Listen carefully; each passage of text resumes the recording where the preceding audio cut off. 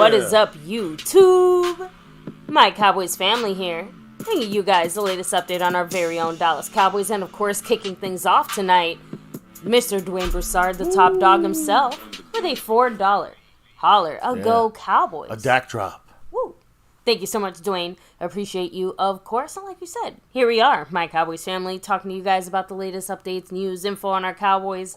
As we get rolling here tonight, though, guys, hit like, subscribe, hit the bell. Follow us anywhere and everywhere at My Cowboys Family. Hop the Discord links down below. But there's some people we have to shout out, especially since today is Sunday. There's, a changing of the guard, maybe. Possibly. We'll see.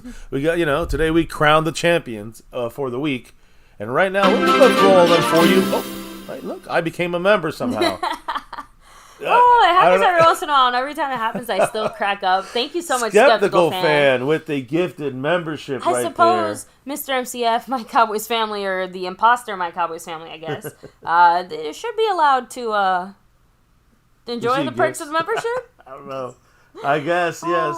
That is now done. You remember we did have, for a long time, guys, if you're like old school MCFers here, you guys remember we did used to have an account, the first, 2-3 years or so. There was an imposter MCF account floating out there that would purposely try to start shit. Yeah. It was super weird. Anyway, funny enough. Appreciate you, Skeptical. We'll update that board here in a minute as we get ready to announce some of the champions, some of the maybe future champions here starting tomorrow. We'll see, because as we open it up, you see the representation. Obviously, the domination from McLovin, the sponsor of the week for the last 3 weeks in a row. Showing the love and repping the love. Yes, and he's also the Cash App King the last 4 weeks. So he's got some streaks going, but will that change? Well, Jeremy Bramlett got 50 points on that stream, boss, right in the middle. But he's also got a lot more than that, because he is currently the overall leader right now on the board, still in front of McLovin. And in front of a couple others who made a run at the top of the spot here in a minute. I'll tell you those names as well. Jeremy Bramlett's running the board there. He's also in first place on the overall board. Yes, McLovin is still currently the leader on the Cash App right now by two. So it's a battle here on all the boards, even on the final day of the week. And then when it comes to the gifting memberships, as you can see, Skeptical Fan knocking on that door saying hello. But Jeremy Bramlett, he is the current leader this week, trying to take the crown from Skeptical Fan, who went back-to-back so far, like our 90s Cowboys, and is currently, you can see right there on that board, well, yeah, see, this is the overall board, but you'll see him when he scrolls through there. He is second place behind the Bram man. I think we have, Jeremy has 10, he dropped a 10 gifted membership drop. That's never happened here in MCF. But you hear, even with all of that, Skeptical Fan has 5 on it.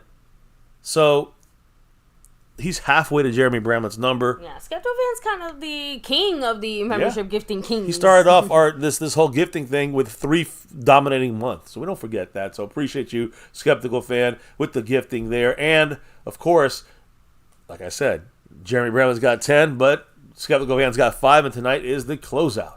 And we'll see who wins those, who wins the boards there on that side of things. Anyways, shout out everybody out on all sides of things, except with the drops. Overnight, when you talk about last night's stream, but we also had some after dark fun and pre-stream fun. Like you said, baby. Dwayne Broussard, what did he have to say when he came in?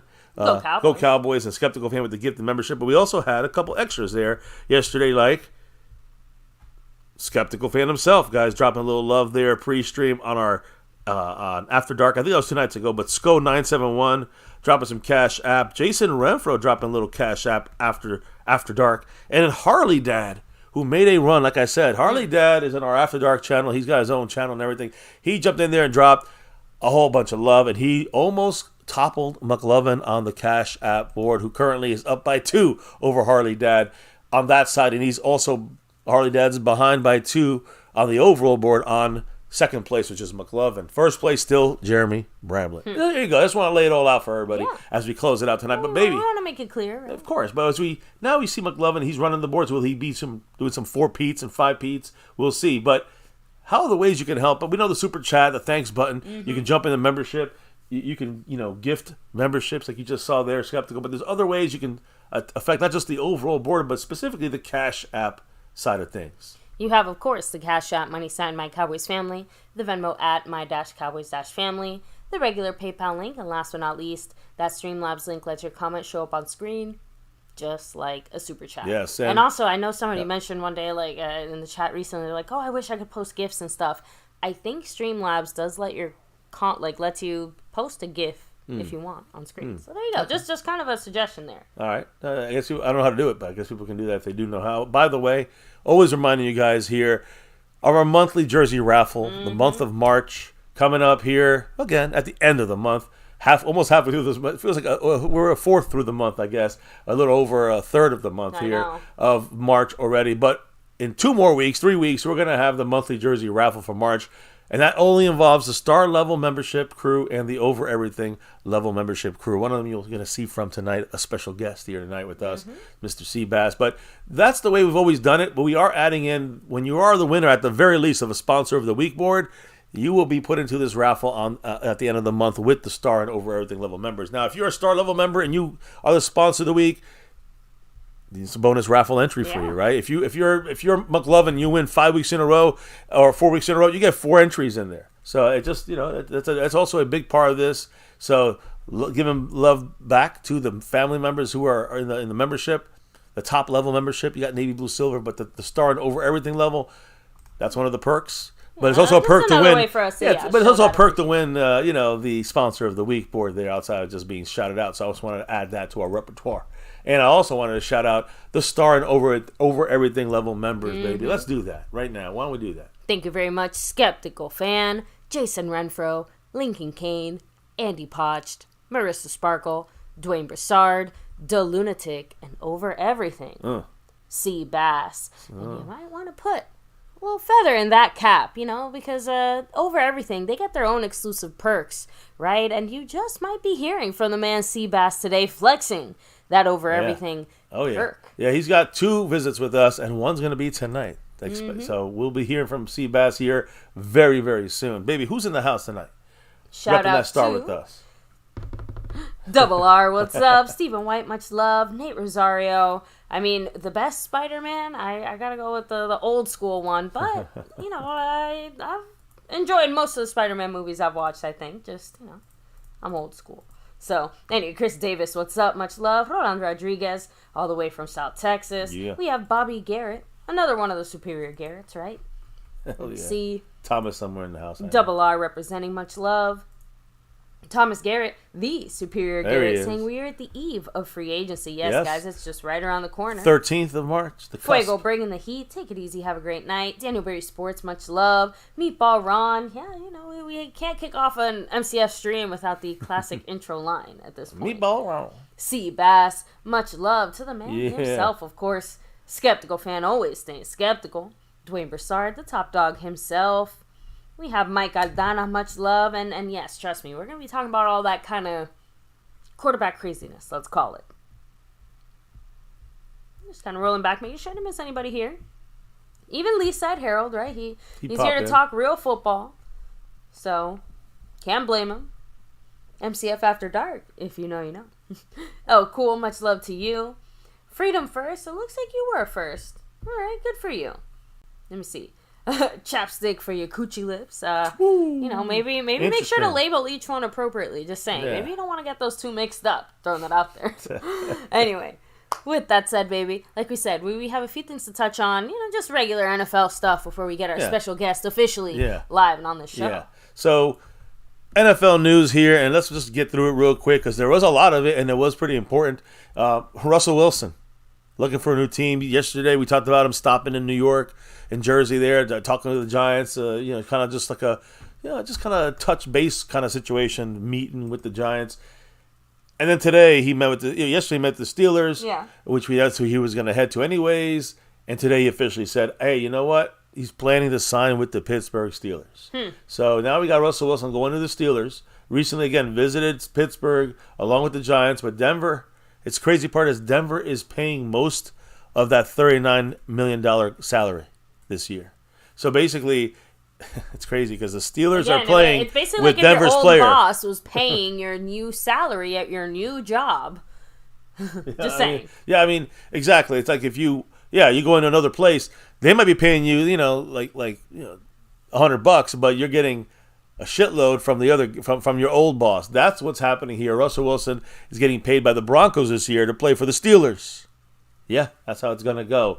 So for them, for the Steelers' mindset, it's a cheap starting quarterback option if, competing with their other guy who's not really, I don't think he's that great, Kenny Pickett, who is their younger gun right there. But they can always turn to Russell Wilson as, a good quarterback battle here to see who deserves. A lot of people saying this is a great pickup for the Steelers, and I got to say, I agree. With the amount of money they had to pay into this, and, they have another very good quarterback in a system that fits Russell Wilson and what he does. So, I mean, let's be real. Any team that was going to get Russell Wilson was probably going to be, a lucky team making a good move, considering you're paying him basically pennies, and he's probably an upgrade if you're considering bringing him into the building. Oh, yeah, I agree. So I do have to wonder, though, just out of curiosity, what it is about the Giants that made him say, yeah, you know what, I'm going to Pittsburgh. Just because I have to imagine that part of it is Russell Wilson sat there thinking, you know what, do I really want to end my career, being carted off in an ambulance on MetLife Stadium? No, probably not. That field, yeah. Just throwing that out there. I was thinking he just don't want to go up against the Cowboy defense twice a year. You know what I mean? And probably a factor, too. With that giant shitty offensive line, who'd want to be behind there? Anyways, another quarterback today staying home, I guess you could say, the Buccaneers. They're closing in officially on a deal with quarterback Baker Mayfield. Now, when this happens officially in a week or in a couple days, I'm not going to report that. There's no need to. But because we know what he's going to get, he started off maybe playing himself out of the NFL. Now he's going to get paid a deal worth $100 million. Talk about a big switch there, huh? He helped Tampa become basically play at home for against the Eagles in the playoffs. He helped them get there. He gets a 3-year deal worth $100 million. So about $33.3 million a year is the average. $50 million of that is guaranteed. So the Bucs, Baker Mayfield agreed on this deal. The maximum value is $115 million if he maxes it out with all the incentives and all that stuff. So Russell Wilson from Denver to Pittsburgh. Buccaneers keeping Baker Mayfield in the house for at least another, I guess, really 2 years in a way, right? You cut him next year, and you take a slight hit there on the cap. You take about what, a $17 million hit? I guess not slight. But either way, that's the options for Tampa. They can play him out to this year, next year, and then he can be gone the final year. If they don't roll any money forward and restructure stuff, then he can be cut after 2 years. Anyways, that's what they're doing in Tampa. The Patriots, well, they're saying we're going to send our quarterback to Jacksonville, to Florida there as well. Patriots finalizing a deal to send quarterback Mac Jones, yes, a high pick, right, to the Jacksonville Jaguars, all right? The trade cannot be processed officially until the new league year begins, which begins Wednesday. Keep that in mind. So that's when you'll see a lot of these things be official. We're giving you the heads up. It's already happening. So two sides, when it comes to the Patriots and Jacksonville, we're discussing a late round pick, a late draft pick. You know what they ended up with? A 6th rounder. Nah. So they give up a 6th rounder from Jacksonville, which is not that much to get Mac Jones, who's a high value guy initially. He's a backup now for kind of like Trey Lance, giving up a 4th rounder for him. So another little side note: Mac Jones was born in Jacksonville, so now he has a chance to kind of go back to his hometown for Mac Jones. All right. Well, I mean, hey, and everybody likes playing for their hometown, right? And speaking of Trey Lance, here's what's funny about this: 5 quarterbacks were drafted in the top 15 picks back in the 2021 draft. Okay. Trevor Lawrence is at Jacksonville. Okay. Zach Wilson got benched. Trey Lance traded from San Francisco to Dallas. Justin Fields, again, right now being shopped around. Yeah. And Mac Jones. Those are the 5 guys. Those are the 5 quarterbacks set to be traded. Let's be real. Basically, none of them really panned out the way Trevor that Lawrence. anybody Trevor Lawrence is the only one that came anything close. Trevor Lawrence is at Dak level. Do you guys understand what I'm saying about taking a quarterback in the draft? There's 5 quarterbacks that were drafted in 2021. They were all expected to be franchise guys. And only Trevor Lawrence is kind of he's Dak Prescott. So let's stop bitching. All right? Because it's silly. See, this is my point about if we had taken a quarterback in that draft other than Trevor Lawrence, that was the first pick overall. You're kicking yourself in the ass, saying, "Please give me Dak Prescott. I beg you, let me get Dak Prescott on this team." Right? I mean, it's so silly to kind of hope to get your quarterback in the draft. You're gonna be good that year. It ain't happening unless you're lucky and get the first pick, and maybe you're lucky. And you know what? Let's doesn't mean you get a first even pick if you in anything. set that aside. It's more about the fact that you can see why the Cowboys value Dak's consistency, and at least they know what they have in Dak, and that is an above-average quarterback. Yeah, and Seabass, he'll be speaking tonight. But yes, we talked about the Trey Lance overall. The Trey Lance possible trade from Dallas to Minnesota. That only happens if Kirk Cousins goes somewhere else. It looks like he's right now looking at two places. One of the places that really look, I think Denver Broncos is a location, but he's also, of course, he's looking to Atlanta. Kirk Cousins as a possible destination. If Kirk Cousins leaves Minnesota officially, if that happens, then you may see the Trey Lance come into fruition. So again, Trey Lance trade happens maybe, and only maybe. You know what I'm saying? It happens. There's only a chance it happens if Kirk Cousins goes to another team, which right now it looks like Atlanta or Denver. Atlanta is the favorite. Denver's the other option. So I just want to throw all that out there. But those guys I just mentioned, Trevor Lawrence, who's the only solid guy there, Zach Wilson, Trey Lance, Justin Fields, and Mac Jones. I like Justin Fields, but he hasn't panned out the way they wanted to. The 5 players, these 5 quarterbacks, picked in the top 15 of 2021, combined for just 3 playoff starts and 1 victory between all 5 of these guys. So getting a quarterback in the first round don't mean shit. Just want to clarify that for the Dak haters that don't see it, past the bigger picture of things. You know what I mean? It is hard to find a quarterback. That's it. Doesn't matter if you're picking in the first round. Doesn't matter if you somehow get what's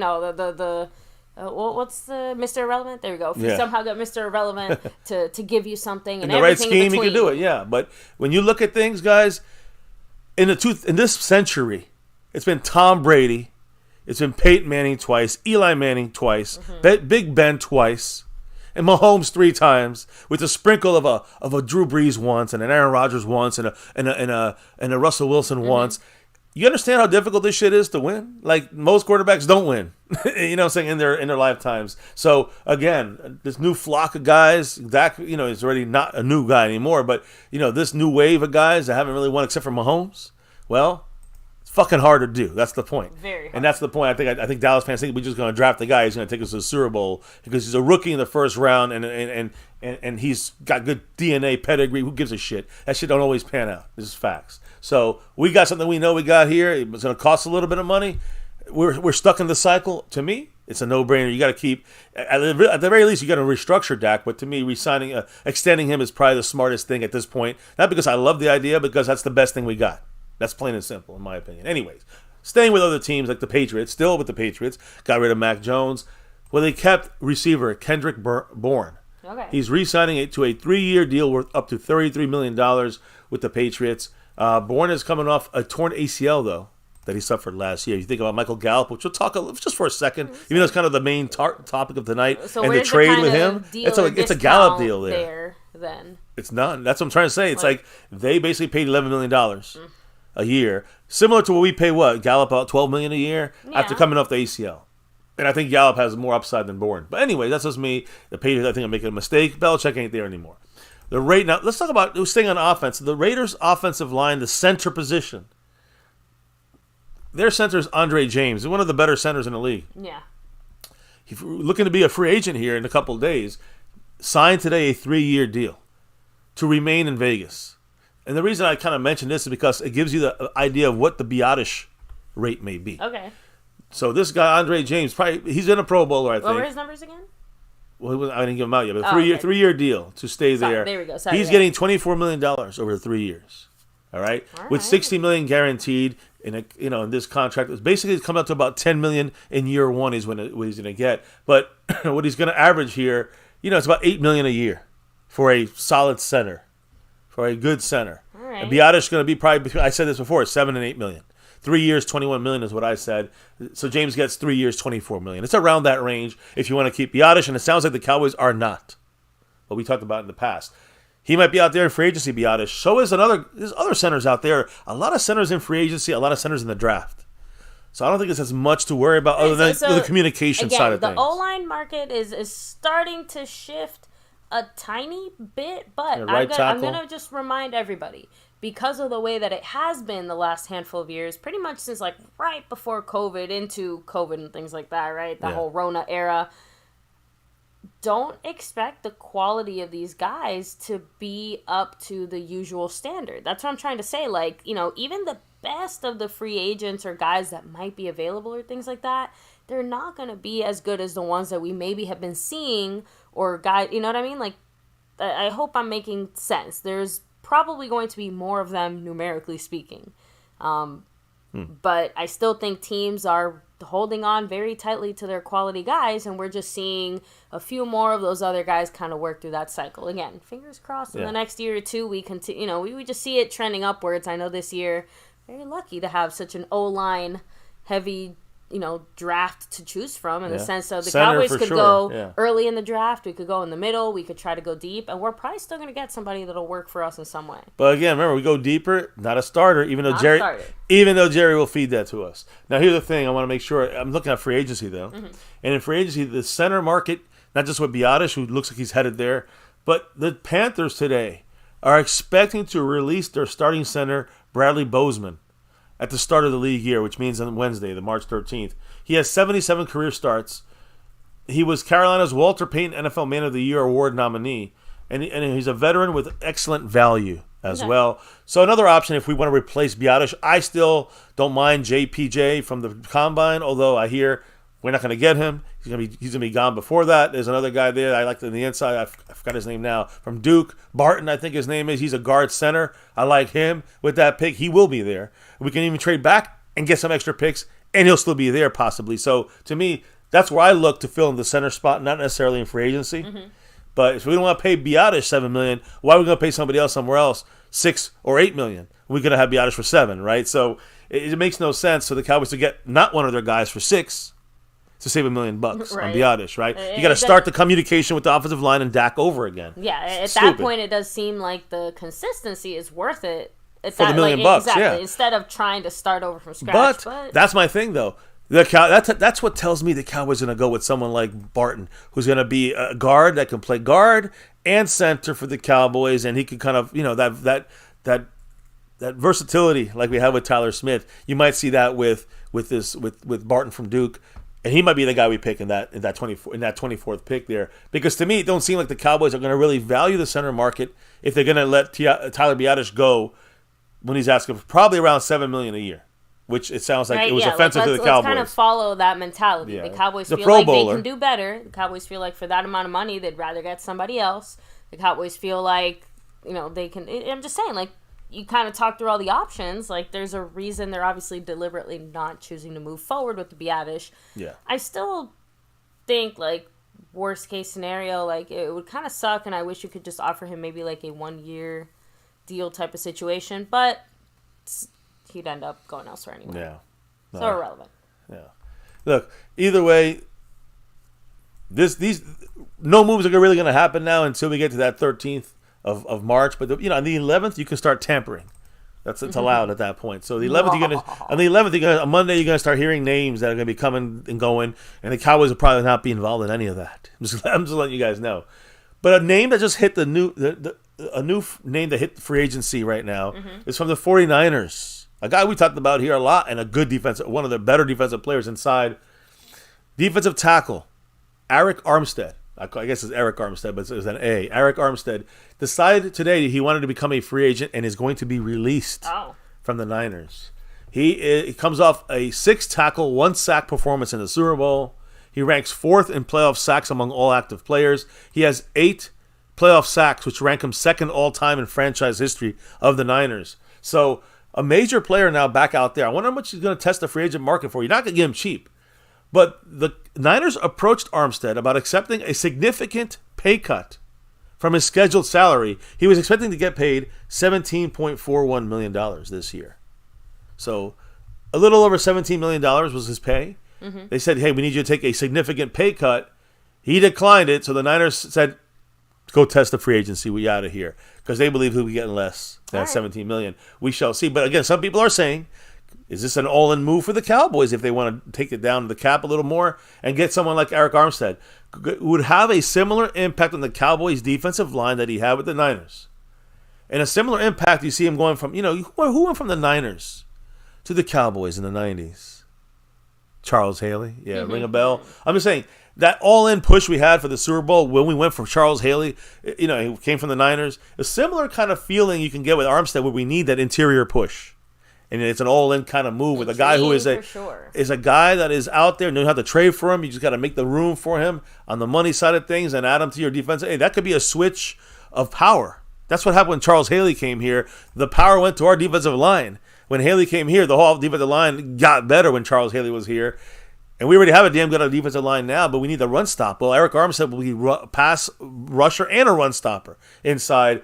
So that's an option now officially out there. And again, it's going to be expensive. $17 million or a little less.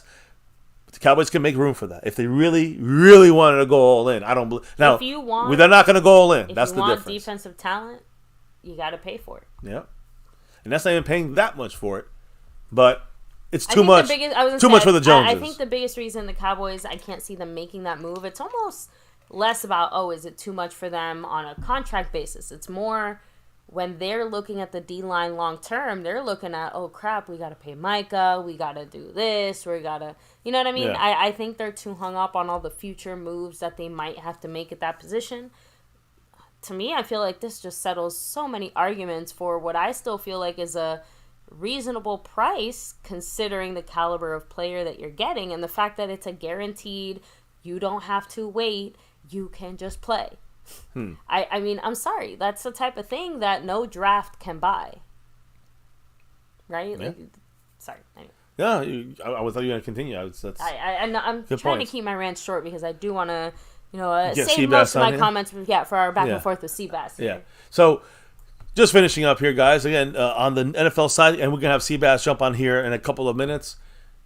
Going to the NFC East. Fletcher Cox. He is officially retiring from the NFL. Fletcher Cox. Yeah, Fletcher Cox. He's officially retiring from the NFL, of course, from the Eagles. He had some great games against, unfortunately, our Cowboys in the past and made our games very difficult with Fletcher Cox at his best inside.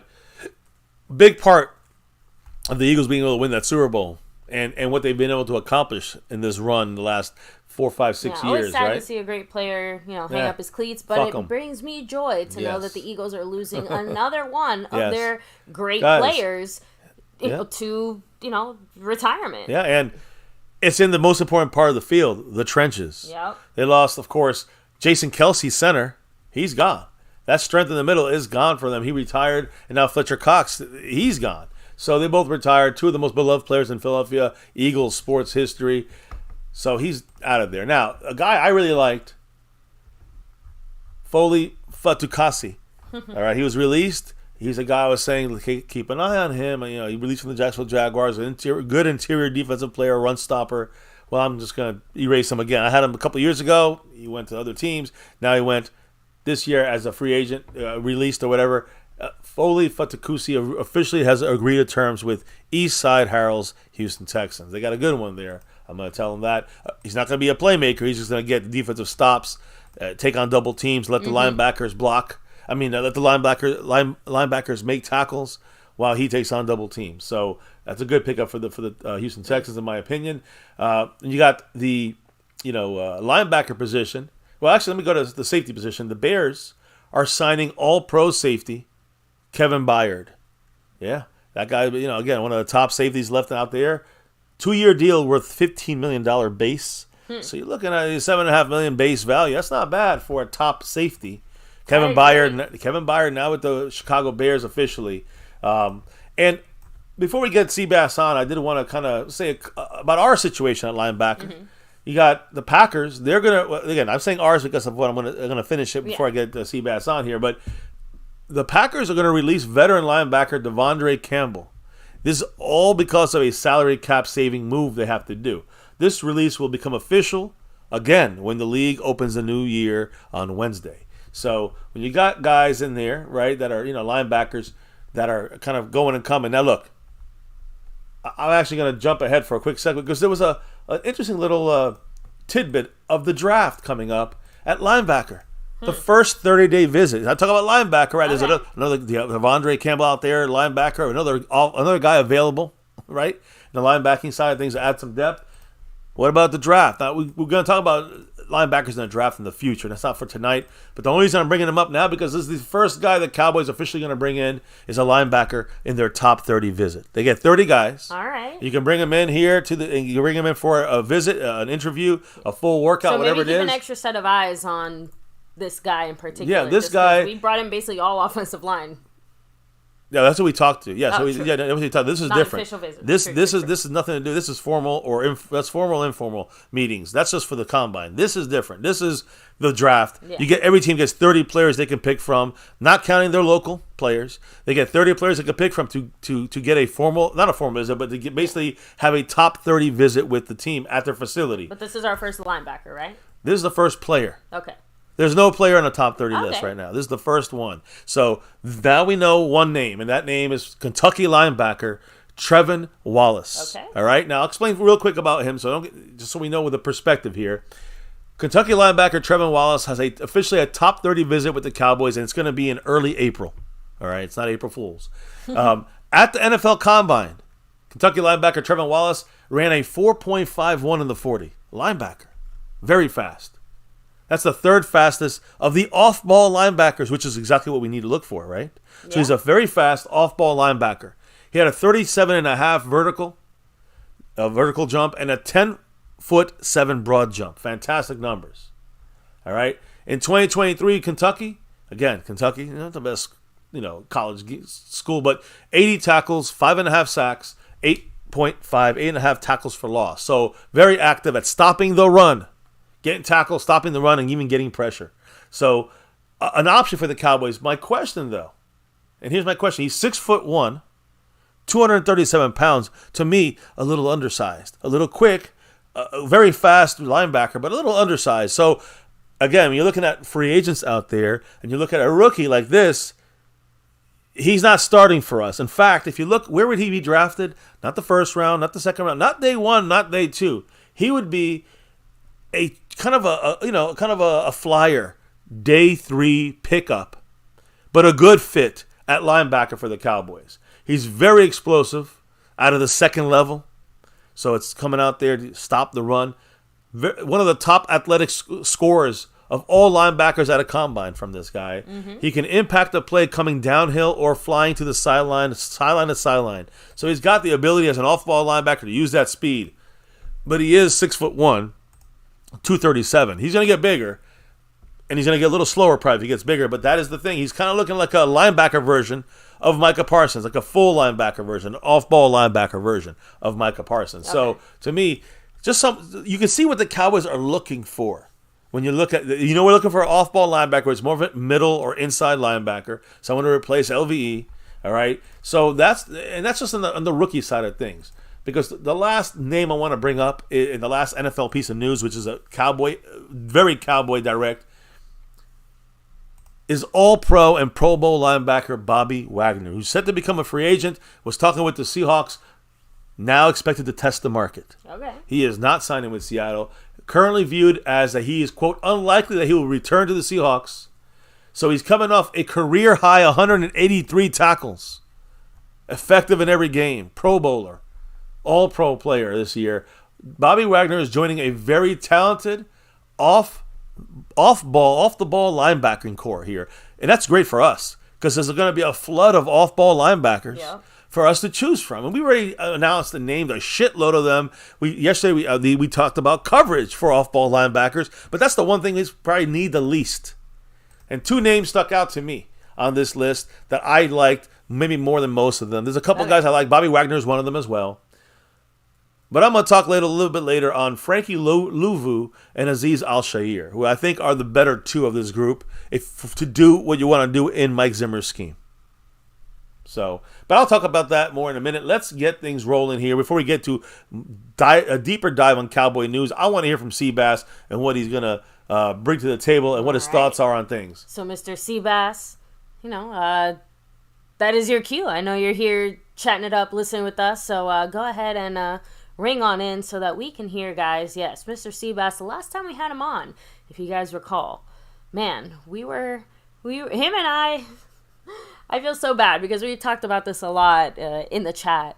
Him and I we were on a very similar wavelength as far as our expectations for the Cowboys heading into the playoffs. And man, the dagger that they stabbed in our heart, it was, we all were there, right? We're all fans here, so we know. And the reason I say that is just because Mr. Seabass and I, there were specific points that we both were we really thought this was going to manifest. We thought this was going to happen. So, I'm genuinely looking forward to hearing his thoughts about, obviously our playoff performance or lack thereof, and what he wants to do or sees us doing moving forward. Especially now that, let's be real, a lot of our immediate post-loss emotions have definitely had time to kind of settle and sink in, and now that we have a much more clear idea of where the team is going this particular season, right, with Dan Quinn leaving and all this stuff, so we definitely have quite a few things to touch on and hear about from Mr. Seabass. And of course, as we wait for him to ring in, guys, don't forget to take one quick second here to hit like on the stream. Easy, simple way to show the love and show the tell the YouTube algorithm that you enjoy what you're watching. Of course, hop in the Discord, links down below in the description box, and you know what to do, guys. We gotta pick it up and say hello to our Call guy. From Seabass. I don't know why I still to going on myself. accept, press 1. To send a voicemail, press. There he goes. What's up, Seabass? Woo! In the What's house. going on, family? What is up, brother? How you doing? Seabass. Good to be back. Good to be back. Yes, Good to yes. be back. Great to have you Going back, on, man. chat? And I'm very happy you are kind of over the situation that kind of delayed us a little bit here. Yeah, but we're glad very you're happy feeling you're better, good. first Yeah. of all. Thank you. Much appreciation. Thank you. I'm glad I'm good, too. It was not fun. Yeah. Yeah, I mean, you told us, and we were just hoping the best for you, man, and we're just happy you came out the other side now here bigger and better, right? So Our Cowboys really kicked you while you were down, though, unfortunately. Yeah. We want to know what your thoughts are on this end of the season. We'll start with that, and then we'll get back into the news. But I want to know your thoughts on this end of the season, how this pitiful season ended with the Packer loss in Dallas. Hit us up with your thoughts. Yeah. Wow. Well, first, I'd like to lay some attest to what MCW was stating prior to me joining the chat. There were some serious points that we were on the same wavelength with that just did not come to fruition in the Green Bay game. There were so many things wrong with that game. I mean, you had, I think his name is Rex Ryan, who's pointing out that they've got how many DBs on the field playing and serving as linebackers? Yep. I thought that was very clownish. Dan Quinn personnel. Very clownish. Dan Quinn personnel, when they were running 12 personnel and 13 personnel, meaning 2 or 3 tight ends showing a run, or there's others running two running backs and 2 tight ends, we still had 6 defensive backs. Didn't we also almost get like a 12-man on the field penalty or something during the playoffs too? So like it just a whole lot not of smooth at messiness. all. After a year, that was a lot smoother, right? And not only that, MCW, I think we did get a penalty for that, if I'm not correct. I think we actually did get a penalty because if you guys didn't know this, they called that out in the game. Somebody had already called that out in the game that they had this many DBs on the field. I don't know who was announcing the game. It strikes me at this moment, but there was somebody who called it out, and they said they didn't even have any idea what Dan Quinn was doing. Yeah, they were confused. And then we had too many defensive backs in there and not enough linebackers. And that was something that was scaring us the whole year. You're telegraphing to the opposing team that you don't have what it takes. And as you were just saying right now, MCW, this guy who the Cowboys have spoken with, being the first of linebackers, I think you said that correctly, this guy, to me, he's a little small. We need a bigger guy back there. You need bigger boys back there. Hell, Micah even put on some weight.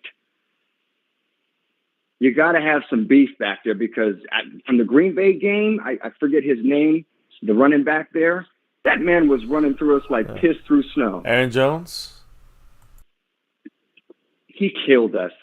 The game got away in like the first and second quarter, and I really agree with the fans. I feel that Dan Quinn had his head somewhere else.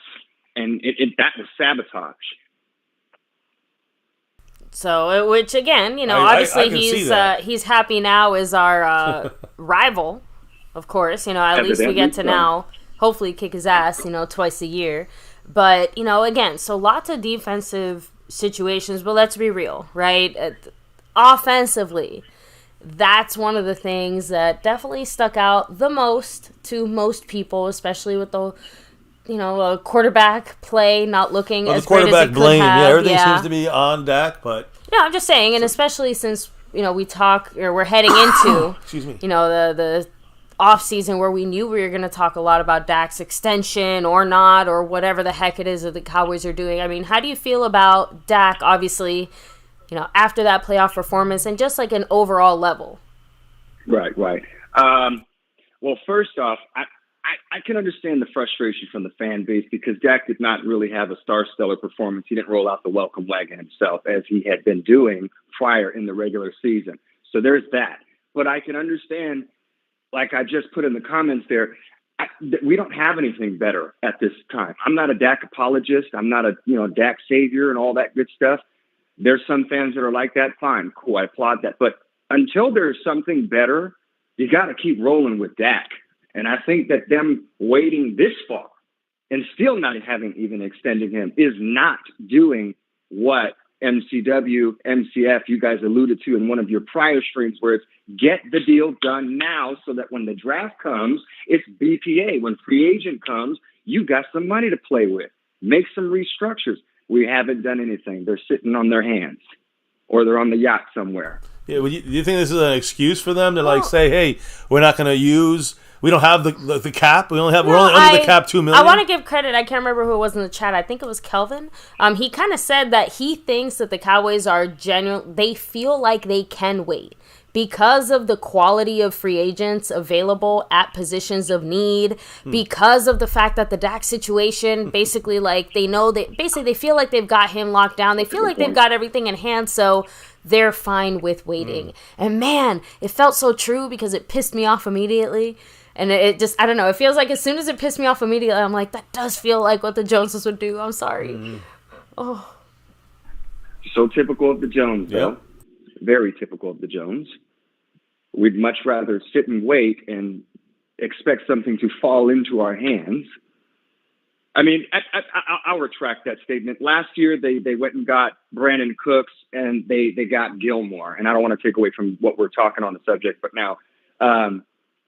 that was after free agency, like somebody in the comments alluded to earlier. So it's like they're waiting till after the draft and after free agency comes to an end or a halt to go out there and do anything. That to me, it just makes me, I digress. I got some bad news then. Because again, add to the all-in stuff. That's not going to happen by the Cowboys. That's what the reality is going to be. So no matter if we have money or no money, and we could have money this year for an all-in kind of move, the Joneses are going to do their all-in their way. So and that's not an all-in. You said it best, MCF. You said it best. They are going to use that as an excuse. And I'll say what you said, like I said in the last stream that I was up on. They would much rather lose their way than win someone else's way. That's right. Why the Jimmy Johnsons of the world exist. How many years it took Jerry to humble himself enough to be able to extend his hand, for Jimmy to be able to do the same, right? Because the whole point is they both had, Jimmy said it, they both had things to be sorry for or whatever, but Jimmy had made gestures throughout the years that Jerry had certainly not reciprocated in the same way. Yeah, so we know who the more stubborn one is there. So absolutely, agreed. So I mean, that's why when I talk about tonight and the rest of my discussion tonight is really because that was all NFL news. There wasn't a lot of Cowboy news, so we're definitely going to ask you more stuff about. What do you think about what's going on now? The draft, the future. Free agency, we're a few days away from free agency officially opening, so we feel that pressure of like, okay, are the Cowboys going to do something? We're not expecting necessarily a day one move, but we are still kind of all crossing our fingers and hoping to hear the Dallas Cowboys mentioned in the next few days, right? Well, we haven't signed back any of our own guys right now. Yep. Tyron Smith's going to go in free agency. Tyler Biadasz is going to go in free agency. We're leaving ourselves a lot of holes and they're going to say no money.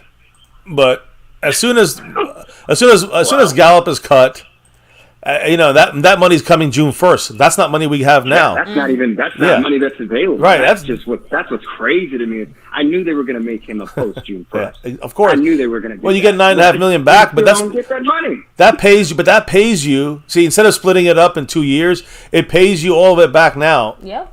And you get to pay it next year. But here's the thing I'm trying to say is that money. Just think of it like this: Michael Gallup is not for the cap now. Michael Gallup is for one reason and one reason only, to pay the rookies and to pay any later moves. You know what I'm saying? Yesterday, right. Yeah, so we just think of it like that. Yeah, it's like that money is like pre-saved, already set aside. We don't have to even think about how we're going to do it, which is nice, because that means all the money we have now, we know we're free to use. And we only have $1.8 million. That's what the Joneses set this up to be. So who are you going to get on day one for $1.8 million? No one. Ghostbusters. You could probably sign some couple dudes off the street and probably get you a bag of Doritos. Exactly. You're gonna get your third string kicker with this money. So just saying, like, this is what the Joneses are setting them. We can't pay. We don't look at the pie. That's the bullshit they're gonna serve us. I'm just telling you, that's what they're gonna do. But there are gonna be some restructures. It's eventually Trayvon Diggs and Terrence Steele, and of course Dak Prescott. No matter what, will be restructured at the very least. I think even if we get an extension with Dak, you restructure him now anyways. You got to do it before, I think, March 17th as well. You restructure him before then just to guarantee that you have, you get under the cap and have room to make some deals. But if they play games, they don't do it. I mean, they will have to have some guaranteed money with Dak. And that's probably the reason why they'll have to restructure it, or else they're stuck and locked in, and the restructure won't work as well. So the Cowboys are smart. They're going to restructure Dak, and then maybe as a placeholder till maybe before training camp, maybe get a deal done, an extension. But this is the way the Cowboys do their things, So whoever if they cut LVE, we get $2.5 million back. If there's gonna be other restructures probably with DeMarcus Lawrence and other guys. So you're gonna get like shitloads of money plus Dak's restructure. You're gonna get $30 million under the cap. But how much will the Cowboys use in that? That's the test. That's the key, and I don't think much of it. They're barely spending the $1 million that they have now, so I'd venture to say it's safe to assume none of it.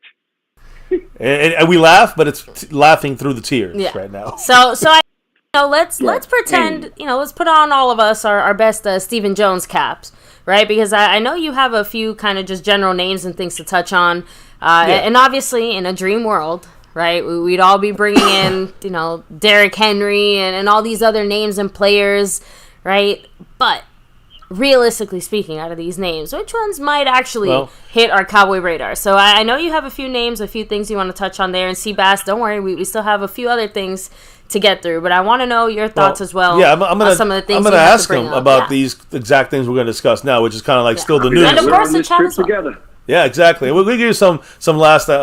Options there to discuss what you think about the future of this. But this is kind of part of the future. So let me bring this up, because that's why I ended it with Bobby Wagner. I know you said in the chat you liked the Bobby Wagner pickup there. If the Cowboys were to spend the money, which is the big question. I'm enamored with Bobby Wagner. I don't like Bobby Wagner. Don't like I'm him. enamored with that guy. Oh, I thought you said you wanted. I thought I saw in the chat you said you want Wagner. Think that might have been Fuego. I'm not. I don't like him. I'm enamored with him. And Thank want him in Dallas. I'll take whatever these fans are calling cooked version of Wagner. I'll take that too. I agree. Listen, Wagner is a veteran. He had 183 tackles, the most in the NFL, most of his career, by the way, and that would be a reason why. Pro Bowler. This is the kind of guy we need, but he ain't going to be as good as you think he is if we don't get a nose tackle to really help him. We got to get a nose tackle. So Bobby Wagner, it kind of leads me into other off. See, this is where I ended this with before we have Seabass call in. Wagner is joining a talented, not just linebacking core of free agents, but off the ball linebackers, which is exactly what we're looking for. We're going to get $2.5 million back for LVE. We'll get that whenever we get that. But my point is that we need to replace that spot. More than the money is this. Who's going to do that? Damone Clark can't do it. Right. Marquise Bell cannot do it. Micah Parsons cannot do it. And not the way you need it done, full-time, full blast as a run stopper. So, and you'll be wasting Micah at that linebacker spot if you put him there instead of having him as a pressure player, in my opinion. So, and look, I said exactly that, and fans crucified me for it. Yeah. They shouldn't, because that's the facts there. Even if you want, I don't mind Micah playing standing linebacker at the edge or over the center. I'm happy with that. But you can call it linebacker, but I want him attacking the ball. You can call it whatever you want, So it's more of how you use Micah Parsons. But to me, when you have, a guy like a Bobby Wagner, you don't have to worry about can Demarion Overshown do that? He can't.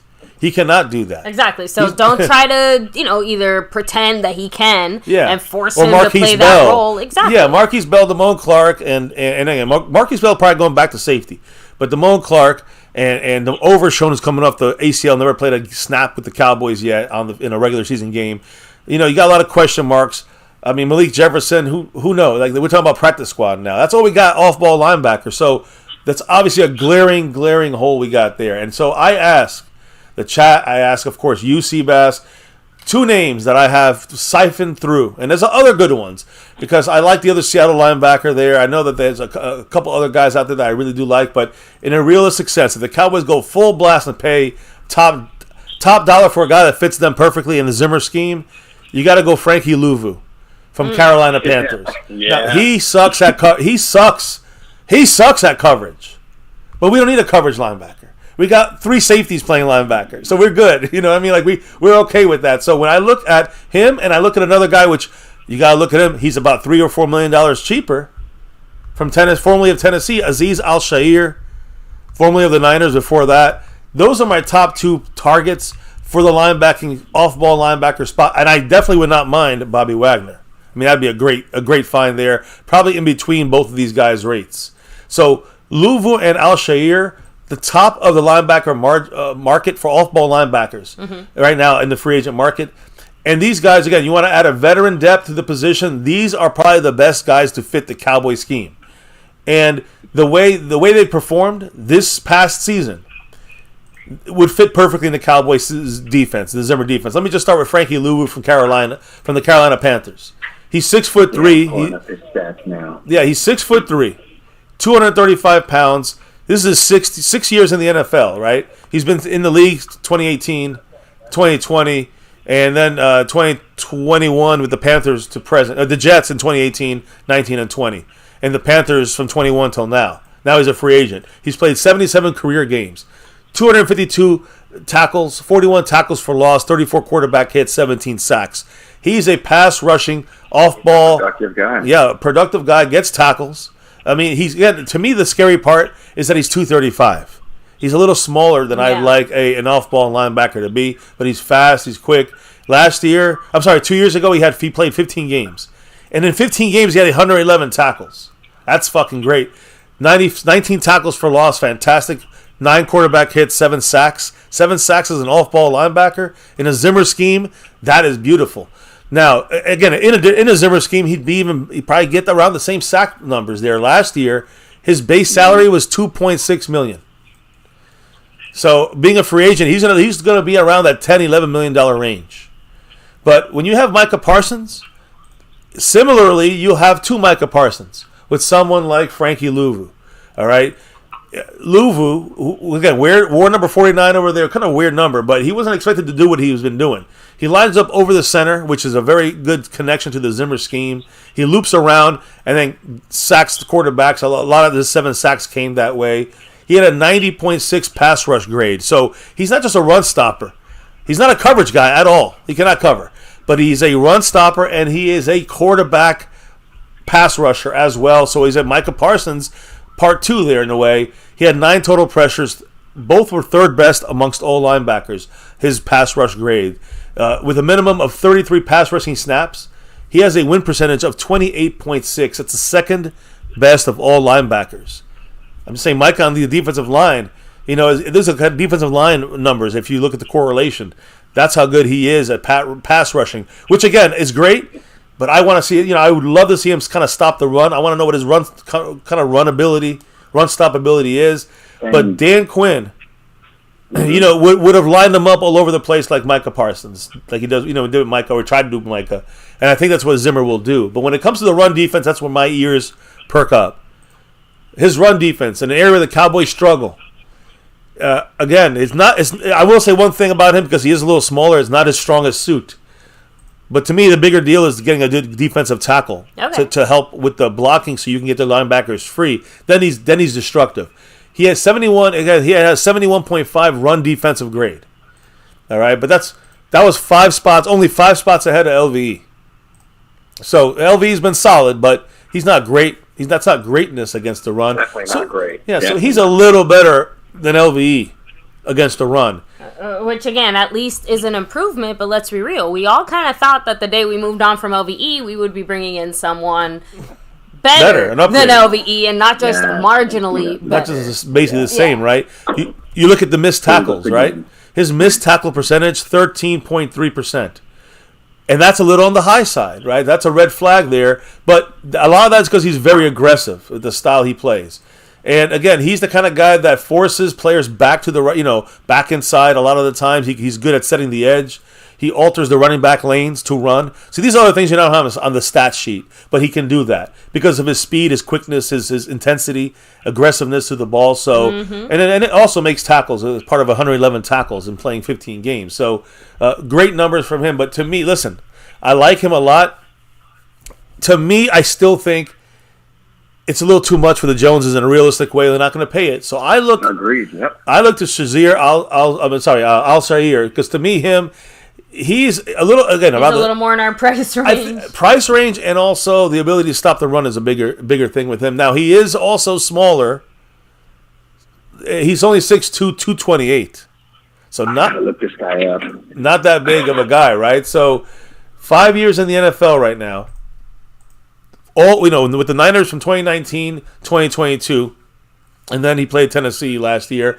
62 games in his career, 261 tackles, 14 tackles for loss, 7 quarterback hits, 3 sacks, and 9 passes defensed. But to me, when you look at the cost for him, the base salary, $1.8 million last year. Now he's a free agent. He's going to probably hit for $6 or $7 million at most. And last year, just in the year alone, 44 tackles, 1 tackle for loss, 1 quarterback hit. So not much going on with him last year in 12 games.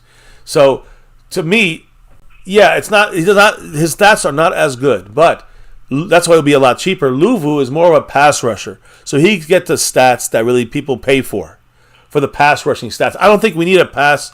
We don't have to have a pass rusher there. No. I still love Eric Kendricks. He's just a little older. So don't get me wrong. I love Eric Kendricks with Zimmer. But I'm talking about the guys you're looking for more for the future. So Azeez is more of a traditional off-ball linebacker. And that now makes me a little happier. He's the kind of guy... I'm sorry? Isn't he younger as well, this LV? Yes. He's 20. I think he's 26. Wow, so yeah, that's definitely the better. He's a year or two younger, but the one thing he's been always consistent with is stopping the run with San Francisco or Tennessee. He basically hits you right in the mouth. He playing a minimum of 90 snaps of run defense. He has almost an 80, 79.9 run stop grade, which is 11th for all linebackers. Overall, as a run stopper, he is basically top 10. And again, a lot of times he'll drive down the field when he's from his linebacker position. On critical downs like 3rd down and goal, you see him come up huge. He knows exactly where the ball usually is going, and he tackles secure. He don't miss tackles. He's a secure tackler. The Cowboys play hard-nosed football in December, and he would be perfect to fit in our Cowboy linebacking room as an off-ball linebacker. He would help us on short yardage. He would help us on 3rd downs and red zone. Cowboys struggle to defend teams. When they hit us with a screen. What happens usually? It's horrible. A 90-yard run, right? Yeah. Azeez Al-Shaair does not let that happen. He's one of the best at stopping screens. It kind of reminds me a little bit of Micah Parsons when he's out there guarding the screen. He's very much like that. Very, very solid overall player in tackling and run stopping. So he doesn't hesitate when blockers pull, whether it's a pull to run to the outside or a pull to block on a screen. He breaks through there. He has a step ahead of them. So it's just the instincts he has that makes him a difference maker, stopping the run. He doesn't have the pass rushing stats like Luvu, but I'm cool with that. So to me, he has instincts he learned from DeMeco Ryans. I know he's with the Texans, but back in San Francisco, he learned how to play this way from DeMeco Ryans, which allowed him to, basically to make a lot of tackle for losses, making other guys get tackles off of his, where he's located on the field. Yeah. So to me, Azeez Al-Shaair, to me, is the more realistic pick for the Cowboys when it comes to linebacker depth. I want us to still draft a linebacker. I still would like us to. I would honestly I would love to get Bobby Wagner. He might be too much for this Stephen Jones-led free seasons. I mean, at this point, free agency. At this point, mayonnaise is probably too spicy for the Joneses. Like, and you know what I mean by that. Like, you can't sit there and say that, even in a whatever the hell that means, like all in. Like, I'm sorry, but we kind of said this. You can't really say that last year they did nothing. We were fans of the moves they made, even if they didn't pan out the same way we wanted them to. So even if we just take that baseline level, like, you have options to make Brandon Cooks-esque and oh my goodness. Stephon Gilmore. Oh my God. I almost said Stephon Diggs, and that's why I stopped myself. You have, Gilmore-esque moves that you can make. So, but we don't have any draft picks this draft now because of that. But we do have the money, and that's what I'm trying to say. That we have to approach it differently. Yeah, that's true. If we try to do the same type of draft-heavy moves that we made, I mean, no offense, but look at our draft picks last year. They were all busts in every sense of the word. For the rookie year, yes. In the sense of the guys we wanted to see something from last year, we didn't really see anything from. And our Cowboys sure counted on some of these guys. Heck, I mean, I still think our biggest loss was the fact that DeMarvin Overshown got hurt. Yep, because out of all of these guys, when you see the way the season went, he would have, not just that, but he would have been the MVP. He could have saved Marquise Bell from that whole situation, right? Like, and I'm just trying to say that it would have given us so many more options, and I do truly think that had he been available, we might have had a chance at seeing maybe a different defensive scheme than what we saw in the playoffs. Maybe, but that's also a lot of ifs. He's still undersized, compared to a lot of these names we've mentioned already. So even might not. I know, but he's bigger than Marquise Bell. Yeah, he is. Sorry. Marquise Bell, but he had a great year. He did. I'm not trying to take anything away from that, but in the run game, when you have 12 and 13 personnel and 21 and 22 personnel with a lot of running backs and tight ends, you got to have linebackers. And the Cowboys ran out of linebackers. You know what I mean? That's what happened. So I want to know Seabass's thoughts on this at the linebacker position specifically. Like I said, this free agency draft linebacker class is rich, and I want to touch on something that you brought up. I think his last name is Wallace, the kid that they've spoken to. That guy's he's pretty small himself. He's 241, but he is bigger than there was another name we just dropped here earlier. I think strikes me at the moment. He's bigger than both. He's bigger than both Azeez Al-Shaair and Luvu. Yeah, he's bigger than both those guys. So then that brings me back to, I'm looking at the NFL draft and looking at best available, and I'm looking in the linebacker category. Edgerrin Cooper, I'm sure we all are familiar with the name. That guy's small, and he's the top of his linebacker class. And he's an off-ball. He's an off-ball linebacker specifically. We got there's outside linebackers that are basically Micah Parsons edge rushers. So at linebacker, we got to make sure they're off-ball, and he is. Saying these guys you're mentioning are all very, very good. There's a lot of different levels. You go day 1, 2, or 3 at linebacker. I think adding a veteran would be good too. They got to get with some NFL conditioners, some NFL staff, and they're going to get some corn fed to them, and they'll beef up. It's going to be a whole different experience for these kids. The linebacker class, like, I don't want to sit on our hands. Jerry is waiting too long. I mean, Kendricks, he's got experience with Zimmer. That's a Wagner. That's a no-brainer, right? Wagner. Kendricks. I mean, that one too. I agree. These people would fit directly into a scheme. I hadn't even paid any mind to the two other gentlemen that you mentioned, Frankie Luvu and Azeez Al-Shaair. I think I'm butchering his name, but forgive me if I am. Oh, you got it. I hadn't even looked at those. Folks, and if Azeez Al-Shaair is available, based off of what I've heard from you sharing with us today, that's over Wagner. I would still go with him because that's a person that you could have longer on the team. Wagner's already pushing the mountain there with his age.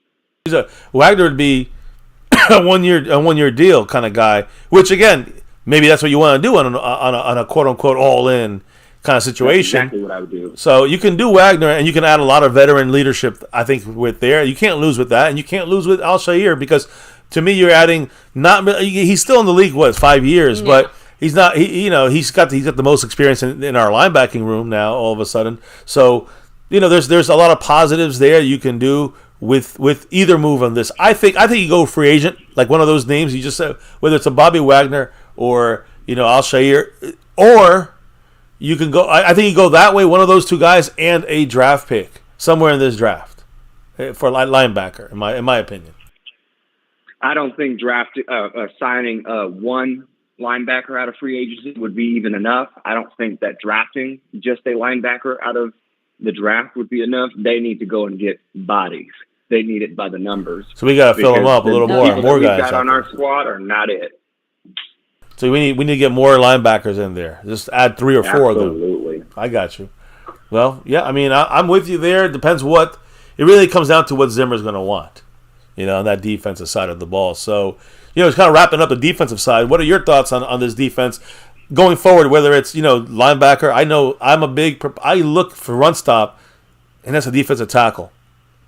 And I don't know, Grover Stewart is Grover Stewart's one of my guys, but he's $11 million. He ain't going to go to the Cowboys. So the Cowboys going to probably cheap out. We got Carl Davis for like minimum wage. So, we're basically probably going to end up with Jonathan Hankins again if you don't go to Commanders. It feels like that with Mozzie Smith hopefully gaining some weight back because he was at 295 coming in at 330. That's you can't do that. So, I mean, it's not his fault. That's the coaches maybe, but I think it comes up higher than that in my opinion. Either way, the Cowboys got to figure out. I'm really curious what the Cowboys are going to do at nose tackle and defensive tackle, in my opinion. So, and Tavondre Sweat's fantastic position as well. Yeah. Second round option in the draft, Tavondre Sweat. But then you got Mozzie and Sweat. Is that going to be like too many high picks on a nose tackle for the Cowboys? A lot of things to discuss there. So, what is your thoughts on that and the defense going forward? Well, the defense, I'm going to say, poor planning promotes piss poor performance. And if you've got the same folks coming back and you are having gaps in all phases of your defense, it's not going to look pretty. And if you have owners like such who aren't really doing anything, they believe in that, they draft their guys, and that's how they fix the team, we're not going to see another 12-5 season, I don't think. And if we do, it's just going to be the same end result. So I think that his comments about being all in, if they're real, you go and sign a Bobby Wagner. You go and get you a Patrick Queen or not Jalen Johnson, but the Eric Kendricks. You go out there and you get you one of them boys. Solidify that nose tackle position through a young kid through the draft, somebody you could put some miles on him. You could plant that guy right there in the line. Mm-hmm. And that was supposed to be Mozzie Smith. Famers right there. Yeah, that was supposed to be him until he went on Weight Watchers. So we got to shore up those gaps as far as the line. The defense, like you said earlier, you said it beautifully. I can't reiterate how you did. But if you've got that nose tackle who's in your words, space eater, if he's that guy, yes. Everybody behind in the linebacker core and in the secondary, their jobs are far much easier. Yeah. You get that guy that gets straight to the quarterback, your problems as far as a defensive scheme, they're minimal. I like that the Cowboys, I'm going to say this because this kind of plays into the run stop. That's my number one concern. Like, we got to get a corner, and we may get Stephon Gilmore back. We're going to use 2 safeties. We don't need 3 fantastic safeties. We still have a lot of great safeties, but we're only going to use 2 in this Zimmer scheme. We need I agree with you with getting Kendricks. We're getting linebackers in there. But I think that stopping the run is going to be the key thing in this team once again. You stop the run, you're going to make the whole defense be able to pin the ears back, attack, cornerback, compress. And there's going to be a lot of that going on. MCF. We could not do that all this year. We couldn't be consistent enough. Bad teams we got ran on. Yeah, we could not be consistent. They either ran on us or we didn't press them the whole game, and because there was a fear of them running on us. So to me, it's about stopping the run, and I just fear that we're not going to handle it seriously. But I do say this. I do think that Zimmer, I like the fact that we're hiring – I think Paul Gunther is his name. He's a defensive run game coordinator. So he is literally taking over just the whole run stopping job. That's his job, is to get this team to stop the run. Now, we got a fucking asshole coach as a defensive line coach, Coach Zigonina. This guy has biggest issue is he fucking That's the name. he throws temper tantrums and fucking curses and yells. I like that to be his biggest issue. I like that shit. Needed. We need a kick in the ass. Men get Exactly. paid millions. You can handle some words. Exactly. That's And why. if you can't, then you shouldn't be here. Then you gotta we don't want you. You get benched or you get cut. Maybe this profession isn't your forte if you can't Exactly. handle mere words. Exactly. So to me, getting this Zigonina guy from the Commanders, and again, he's gonna be playing the run. He's gonna be the defensive line coach. We're gonna have this Gunther guy from again no Zimmer, I think from the Bengals, and he's gonna be our run defensive coordinator. To me, of course, I think we also have what's his name, Greg Ellis, who's gonna be defensive line coach assistant. That's a Jerry Jones move. But to me, the coaching is gonna Jerry written all over. Of course, it's an obvious Jerry move there. But to me, stopping the run, that's why you got this Paul Gunther. He's just going to be a run-stop coordinator. You're going to have this asshole defensive line coach. And it does make a difference. When you stop being their friends, like Quinn and company, and you start being an asshole coach, you got to get them to learn shit. You got to get it done. There's no fucking pussyfoot in the baby. A former player of Zimmer's that came on to some podcast or some sports show, and he talked about Dallas signing Zimmer to the defensive coordinator position. And as he iterated, I thought it was pretty funny. He's not going to be a smooth going person. There ain't no smooth sailing here. If you don't do your assignment, you doing push-ups at the game live. You hitting suicide at the game live. And that's the way it should be. That's what I want to see. That's the kind of culture I want to see instilled into this team, into the defense. And I think we'll what's going to become. Some people might bitch in the beginning. Oh my God, this is too hard. But in the end, you're going to win more games. You're going to be able to control games. You're going to win games in the playoffs if you have that attitude. Thank you for it. Yeah, in the end, they'll thank you. You agree, 100% agree with you. So on defense, with these defensive line moves, when it comes to coaching, I don't even know what the plan is going forward. None of us know what really they're going to do going forward at interior defensive line. But we could fix that. We could put in Shazir, I can't even say his name. Aziz Al-Shahir. There he is. And you can put him in there, and he can do the job for fucking $6 million. I'm just saying, to me, that's the best thing we can do if we get that nose tackle that takes up the running game. So everything else will work out if we do that and stop the run, in my opinion. But any last thoughts on the defense, Seabass, on this? It seems as though that the Cowboys, as we alluded to earlier, they're always going to complain and use that money excuse. But you could really, and I know you said defense, but you could really get that running back class and that linebacker class for under $10 million. You could get a couple dudes for under $10 million for what's out there right now. So it's like there's really no excuse. These guys got their hands in their pockets, and they're not deep, evidently.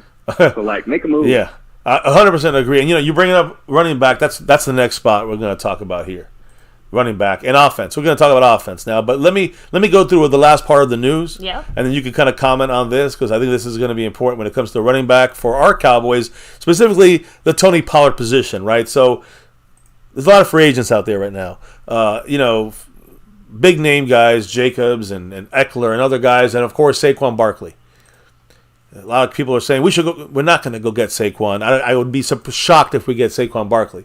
But the Ravens, the Bears, and the Chargers are the three teams that are believed to be serious to try to go after and land free agent running back Saquon Barkley. The Bears got a lot of new free agent money, so they're using that money right now. They're getting guys signed to their team. And Saquon could be going there next. They pay Saquon the money they don't want to. I'm just saying. I agree, because Saquon, is going to be the most expensive running back in this free agent class. So this top dollar they're going to pay for our running back position. Ravens, Bears, Chargers, those are the three teams that are the serious contenders. Now, this does touch on the Cowboys, because according to multiple reports, the Eagles and the Cowboys who are also showing interest, but both, and I don't care about the Eagles, fuck Philly, the Cowboys and the Eagles are not expected to reach Saquon Barkley's price point. And I'm fine with that. Okay. I have no problem with saying that's okay. They're too young. I wish the Eagles would go for it.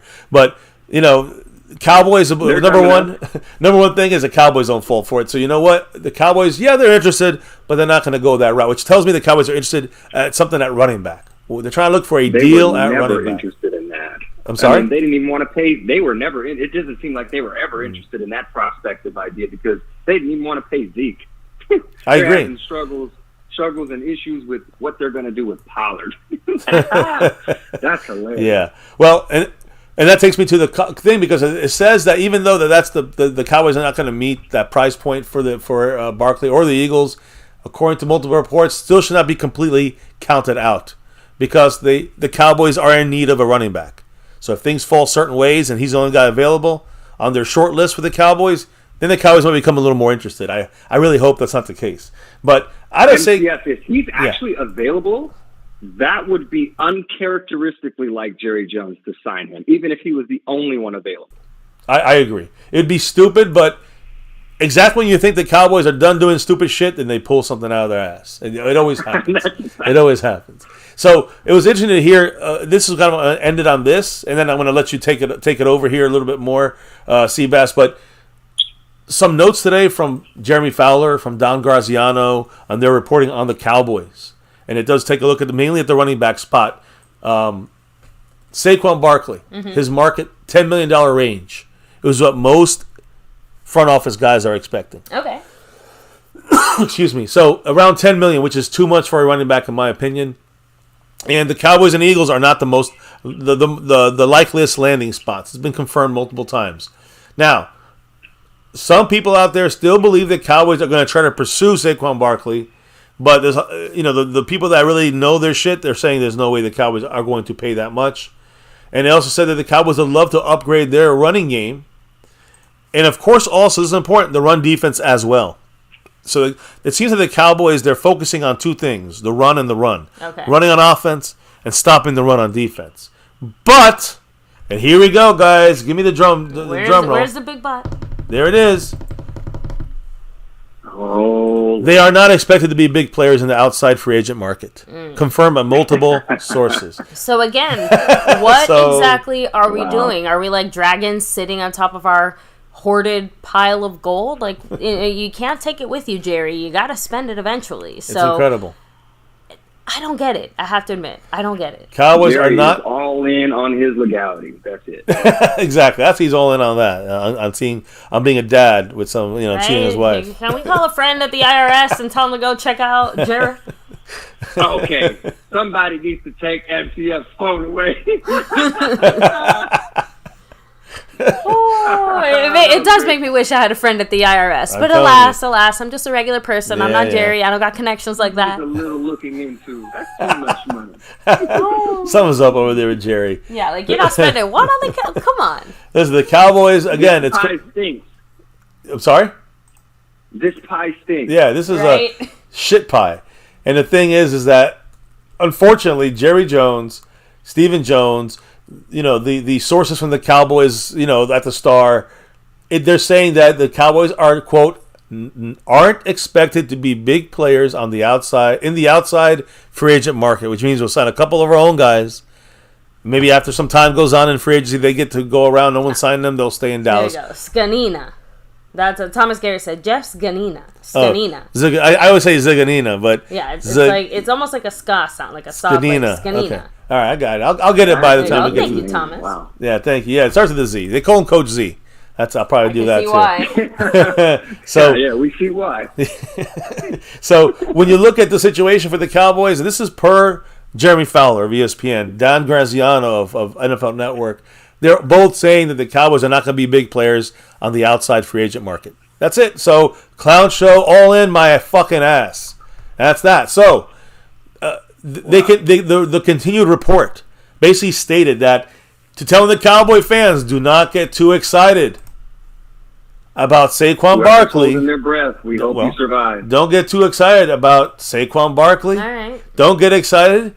And I said this yesterday. Derrick Henry. Don't get excited about Derrick Henry. Even him. The word is, they're not going to be interested in Saquon or Henry unless one of these running backs, their price range drops down to the $5 to $6 million range. So to me, Saquon is no way going to fall that far down, but Derrick Henry may. 31 years old, a lot of miles on like on get him. Henry for that. I'm sorry. I do feel like you could get Henry for that. I agree. I agree. I've always preferred him over Barkley overall, especially for what it is that we're looking for. So, short and yardage I got even hurt. more excited about size matters. The dude's huge. Yes. That's what she said. Derrick Henry. Derrick Henry is short yardage. He can catch. He didn't use him too much in the pass game, but he can pass block. He's a weapon. And you don't have to just use him. Listen, we're hearing about other guys out there, whether it's the draft. Who's that guy from Texas who tore his ACL? He's a top running back, but Cowboys look at him in the third round. There's other running backs like Frank Gore Jr. and you can probably give him the fifth or sixth. Later round kind of guys that you can maybe grab these guys there. I think the guy from Kentucky, he's moving up the charts right in Ray something. He's a guy that Cowboys may try. Ray Davis. Yes, Ray Davis. I'm looking at him now. Yeah, those are just looking at him as you spoke. Yeah, those are the guys. But again, look at those guys and pair them. Don't just look at them as your one guy or starter. Take all those names I just said and pair him up with Derrick Henry, or take Derrick Henry and then pair him up with Tony Pollard.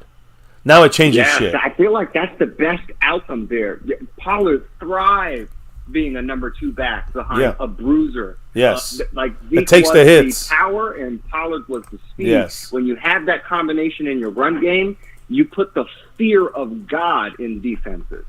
And that we just have not had since Zeke left. And I'm not advocating for bringing Zeke back. Zeke can only get 2 yards. No, but we want to have a similar type of impact. Yeah, as far as the fear we strike to people's hearts. Yeah, we need a guy who can take the hits for Pollard, so he can be more effective when he runs down. When he gets his carries and his catches, and that's what I want to guarantee. That would be the best outcome for them. I mean, I think with matching him up with Pollard would be great. But again, I want to reiterate: unless Derrick Henry goes down to $5 million, I was saying 4.5 was his number. He's obviously asking for $7-8 million. And I don't know if anybody's going to pay him that. So he might drop to that $5-6 million. You might get Henry, but let's say you don't get Henry. Let's say you draft a guy, a good running back, but you pair him up with this would be the Jerry Jones way of doing things. But you pair up the rookie with Tony Pollard. So that's a cheaper way of doing this. And that's the cheaper way, but it's not the productive way. That guy's going to suffer being the worst. Well, that means let's assume the Cowboys will do it the cheaper way, just because that's generally the way they like to do it. That's clown show, proven already in the past. So when you look at this possibility, I think what's his name, Dan Graziano said that there is still reported interest from the Cowboys. This is not just me saying it. The Cowboys are interested in trying to re-sign Tony Pollard. They said this, quote, Dallas does have interest in bringing back Pollard with the hope that he would be better with one more year between him and his 2022 playoff season-ending injury, that broken bone in his leg, and then with some better run blocking in front of him is what they're saying. Okay. Better run I'm saying also you got to add another running back in there.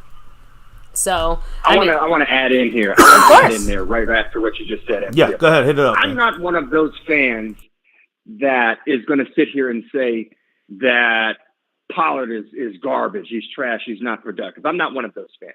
I will sit here and I will acknowledge that Pollard, even while he was under Zeke and last year when he was the workhorse, this man did get it done. Okay, and if people can recall in San Francisco and that injury, as you just attested to, this man was cooking those San Francisco 49ers when they brought him down finally with this injury. So it's like, I'm for Pollard being there. I'm not for him being the full workhorse. I can't see that being a success as to what we saw this past season. I agree. It's clear that the man gets taken backwards. Zeke would always move forward. Yeah. You fall forward. So it's like you want to get, Zeke and Pollard, if anybody knows this, they're really not that different in size. Yeah, they're about the same size. Saw height, that weight. difference with Zeke. He dropped that shoulder, he dug in those heels, and those hips turned frontward, and he powered forward. We need somebody like that. I just don't feel Pollard is that. And I'm not real sure on much of these running backs in this class either. I'm all for Henry. Henry was able to do what he did behind the Tennessee offensive line being the lowest, if not one of the lowest in the league. You put Henry behind a line like ours, granted, I know we just lost Tyron. We're, going to figure out whether Biotis should stay in, what have you and whatnot. We do have Leo Collins. We do have Terrence Steele. Those guys aren't no scrubs. They just had down years for injury. You put Henry behind that that's cooking. I mean, I do think that I don't know if La'el Collins is he still back or did he get signed with somebody else? I'm not sure, but because we with them on the practice squad. But the point is that even with La'el Collins, I don't think we're going to be rolling necessarily right with La'el Collins after missing Tyron Smith and Biotish. So that's something the Cowboys got to figure out. But I do think that the run blocking has to get better. I also got to pick up something else though. How often would we use the running game with McCarthy? McCarthy didn't value the running game that much.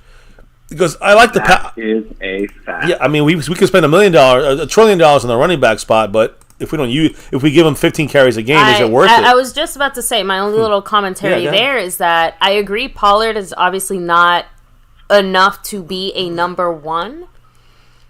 But as much as that was a Pollard issue, our scheme certainly did him no favors. I agree. So that it is kind of one of the reasons why I don't think we can afford the luxury of kind of like playing it cute when it comes to the running back situation because, one, we already aren't doing too much there. So we do kind of need to keep it not just simple, but like you said, like we will benefit so much more from a bigger guy that can get through those hits than the kind of finesse that Pollard brought to it. Yeah, I agree. I'm sorry?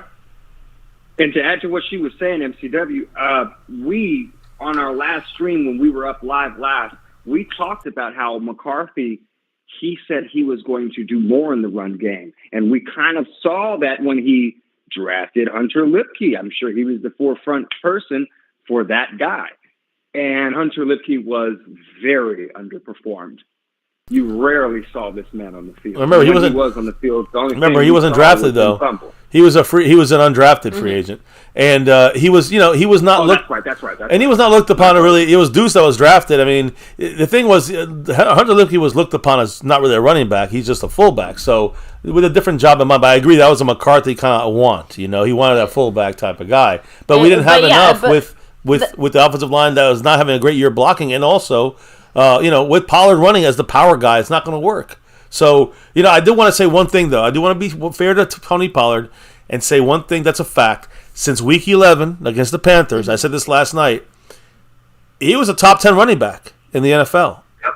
So, again, I think that's that's coming off the injury. I think it's something that the Joneses may be thinking. Maybe the analytics team is looking at this, but my point is, I think they're looking at this and say we can get a deal off of Pollard for a year or two and still get a deal off him because we know he's going to be more like a top 10 running back, and we'll be able to pay him like $3.5 million. Yeah, in case, especially for those of you guys in the chat who might not have known, Pollard supposedly a few days ago, the rumor went out there. Pollard stated, sources are stating that Pollard said he's down to take a pay cut to stay in Dallas. Yeah. So it could be a happy match made in heaven. Yeah, a happy working out, right? Okay. Pollard comes back for cheap. That's good. Pollard comes back not as our number one because, and the reason I say that is whether the Cowboys decide to draft a running back or somehow make all of us happy, get a Derrick Henry type of guy or some other lower caliber free agent running back. Zach Moss, we know Pollard is not there to be the number one guy. He's going to be splitting snaps. Right, that's the key. Something's going to happen. He may get 60% of the snaps, but he's not going to be the guy getting all the snaps. That's the key. If the Cowboys can manage that better, that's what matters. And again, how often will the Cowboys run? Will it be 15, 16, 20 times a game? Do you going to have enough snaps going around to multiple running backs? It just comes down to how we're going to run the ball. What's the game plan? Thomas Garrett and Luis Ortiz both said Edgerrin. That Copper? they'd be so happy if he somehow made his way here into Dallas. And the reason I'm saying that is just because I saw his name now 2 times. He should be available. I'm thinking he'd be available at 24, maybe a second rounder. I don't know, Sweat or him. Wow. Sorry to kind of bounce off the run game there, but I did want to mention that name before I forgot it. Yes, no, you mentioned it earlier. I agree with the Copper would be a great player. I think as an off-ball linebacker. I just think he's a second rounder kind of guy. I think. Because he's off ball. The people that get drafted before him are the linebackers that blitz and have the stats and the sacks and all that stuff. So, you got a guy who has some of those numbers, but he's a majority middle linebacker, inside player. Off ball linebacker. They're not looked upon as highly regarded or as highly needed as the pass rushing type guy. You know what I mean? We have the pass rushing type guys. We need the old school, off ball linebacker, middle linebacker type. So, but I'll take Jalen Ford. Well, give me Jalen Ford. He's bigger and he's taller, lengthier, longer. I like Edgerrin. I'm not knocking Edgerrin Cooper. We've already seen what we've seen from it. Size matters in positions in football, and we've seen that as far as running back. We've seen that as far as linebacker. We've seen that as far as nose tackle. We've seen that for various positions ranging all across all schemes. You need to get somebody big out there, somebody who can come downhill like a Bobby Wagner and smack you right in the mouth. I don't feel as though we've had that with the folks that MCF just listed off a few moments ago. And I'm not really feeling a lot of these I'll say the top 5 guys in the running back draft class. They're, with the exception of maybe Peyton Wilson, these guys are small. I mean, that's what I'm trying to say. It would be a give and take. Yeah. Whichever Whichever guy the Cowboys do draft, they have to pair up with the other guy they picked up in free agency, whether it is Tony Pollard or Derrick Henry. I doubt we get both. I can see us getting both, and then even getting a rookie for the future if needed. But then you're almost overkill. If you're doing a 1-year thing, a 1-year kind of deal, then stick with Pollard and Henry or some kind of combination like that. Yeah. And you'll get those guys to probably under $10 million combined. Your running back game. Do you think if they? Yeah, go ahead. I was going to say, do you think if they stuck with what you're saying, like if they stuck with Pollard and then they brought back what's his name? Henry? Dowdle, I believe. Dowdle. Oh, Rico Dowdle, and they brought back Dowdle. He looked good last year. He had his moments. Yeah, but if they brought back those two, do you think that would, I think we pick up. Who's that guy from Texas? Is it Robert Johnson or one of those guys from Texas? He's towards his MCO. He's going to be ready for training camp, and he's not huge or anything. But to me, he's a guy that the Cowboys would. Oh, Jonathan Brooks. Yes, Jonathan Brooks. Yes, the Cowboys have a big. They already said they like this guy. Like, they're already looking at him. So, to me, I can see why. Yep, the Joneses are going to go his route, and it might be a third rounder if he's there. So, if the Cowboys go at running back, I think that's what if they keep Pollard back and Rico back, I think that's where you get. That's where you get Jonathan Brooks, and then you have those 3 guys. Yeah, I'm just saying. I think that's what the Cowboys will kind of go forward with. Because they'll either they fight for your spot if you're Rico, or say just maybe he's our third stringer. Malik Davis can kind of be the full practice squad. I'm just trying to think about what the Cowboys would do because we're going to cut Deuce Vaughn ain't going to make the team this year in my opinion. So he may be practice squad.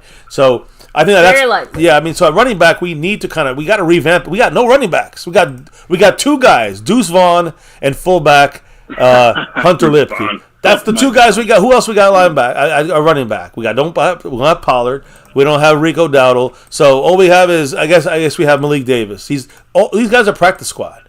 Practice squad and 2 guys that hardly played. So we have no running backs. We have to get at least 2 guys, 3 guys, a combination of draft and free agency. So we'll see what happens. But it's a big discussion at the running back spot. And then I'm going to flip over to one last part of things here, which is it's at wide receiver, and I know yesterday we spoke a lot about Michael Gallup, but I just wanted to finish one last thing, a little update.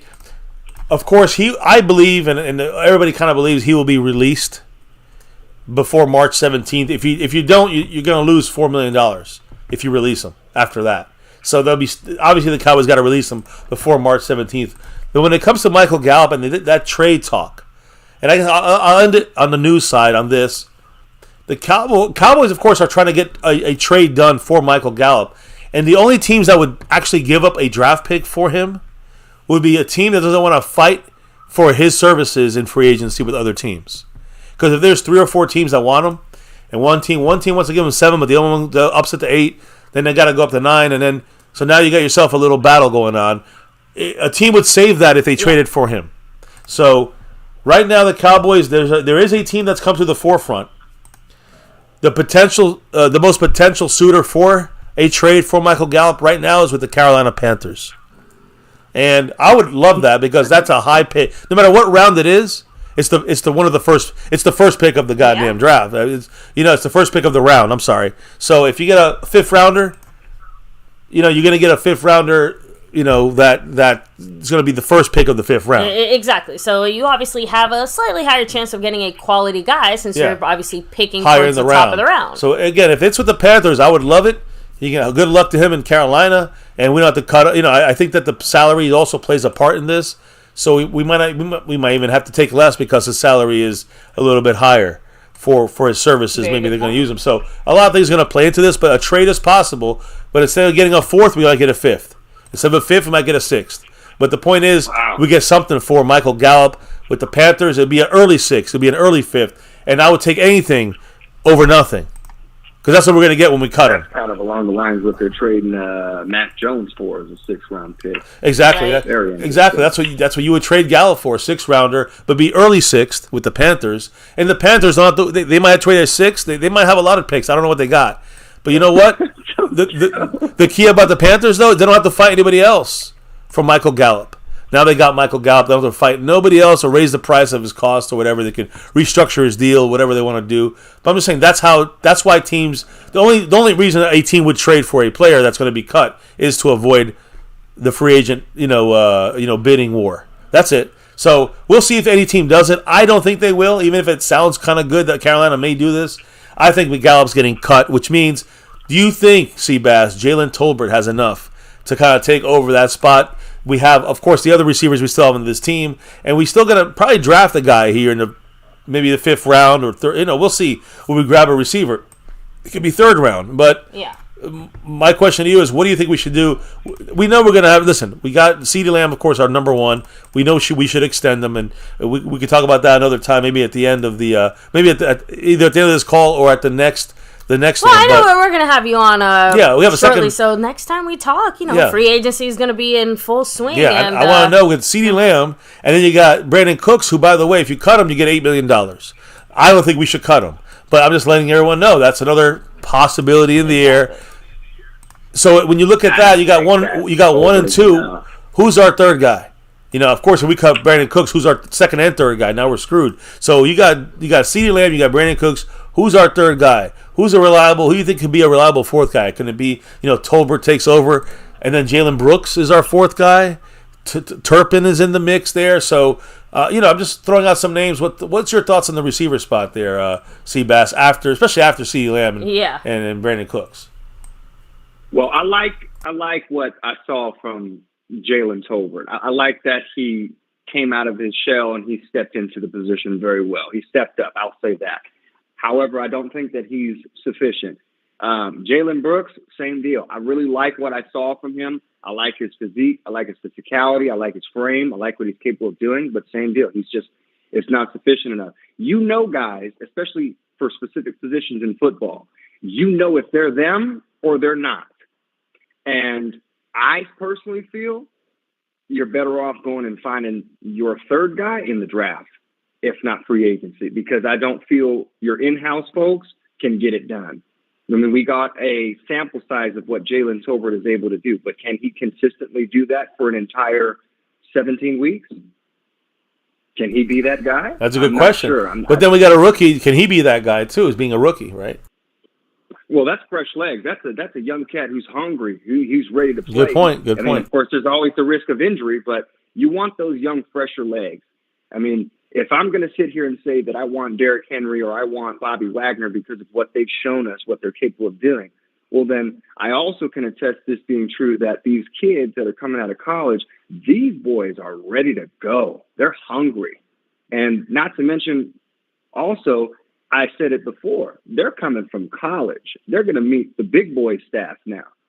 They got to put the big boy pants on now. That means getting weight put on you. That means getting speed picked up, all that good stuff. So, yeah, I think, truthfully, your best bet is in the draft or in free agency. But if it's free agency, a guy a little bit more on the younger side.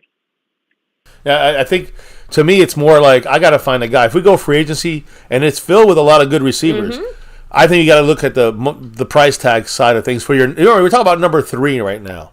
So if I'm going to make a prediction on this, whether we like it or not, it's going to be Jalen Tolbert taking over that 3rd spot. Why? Because he's our guy.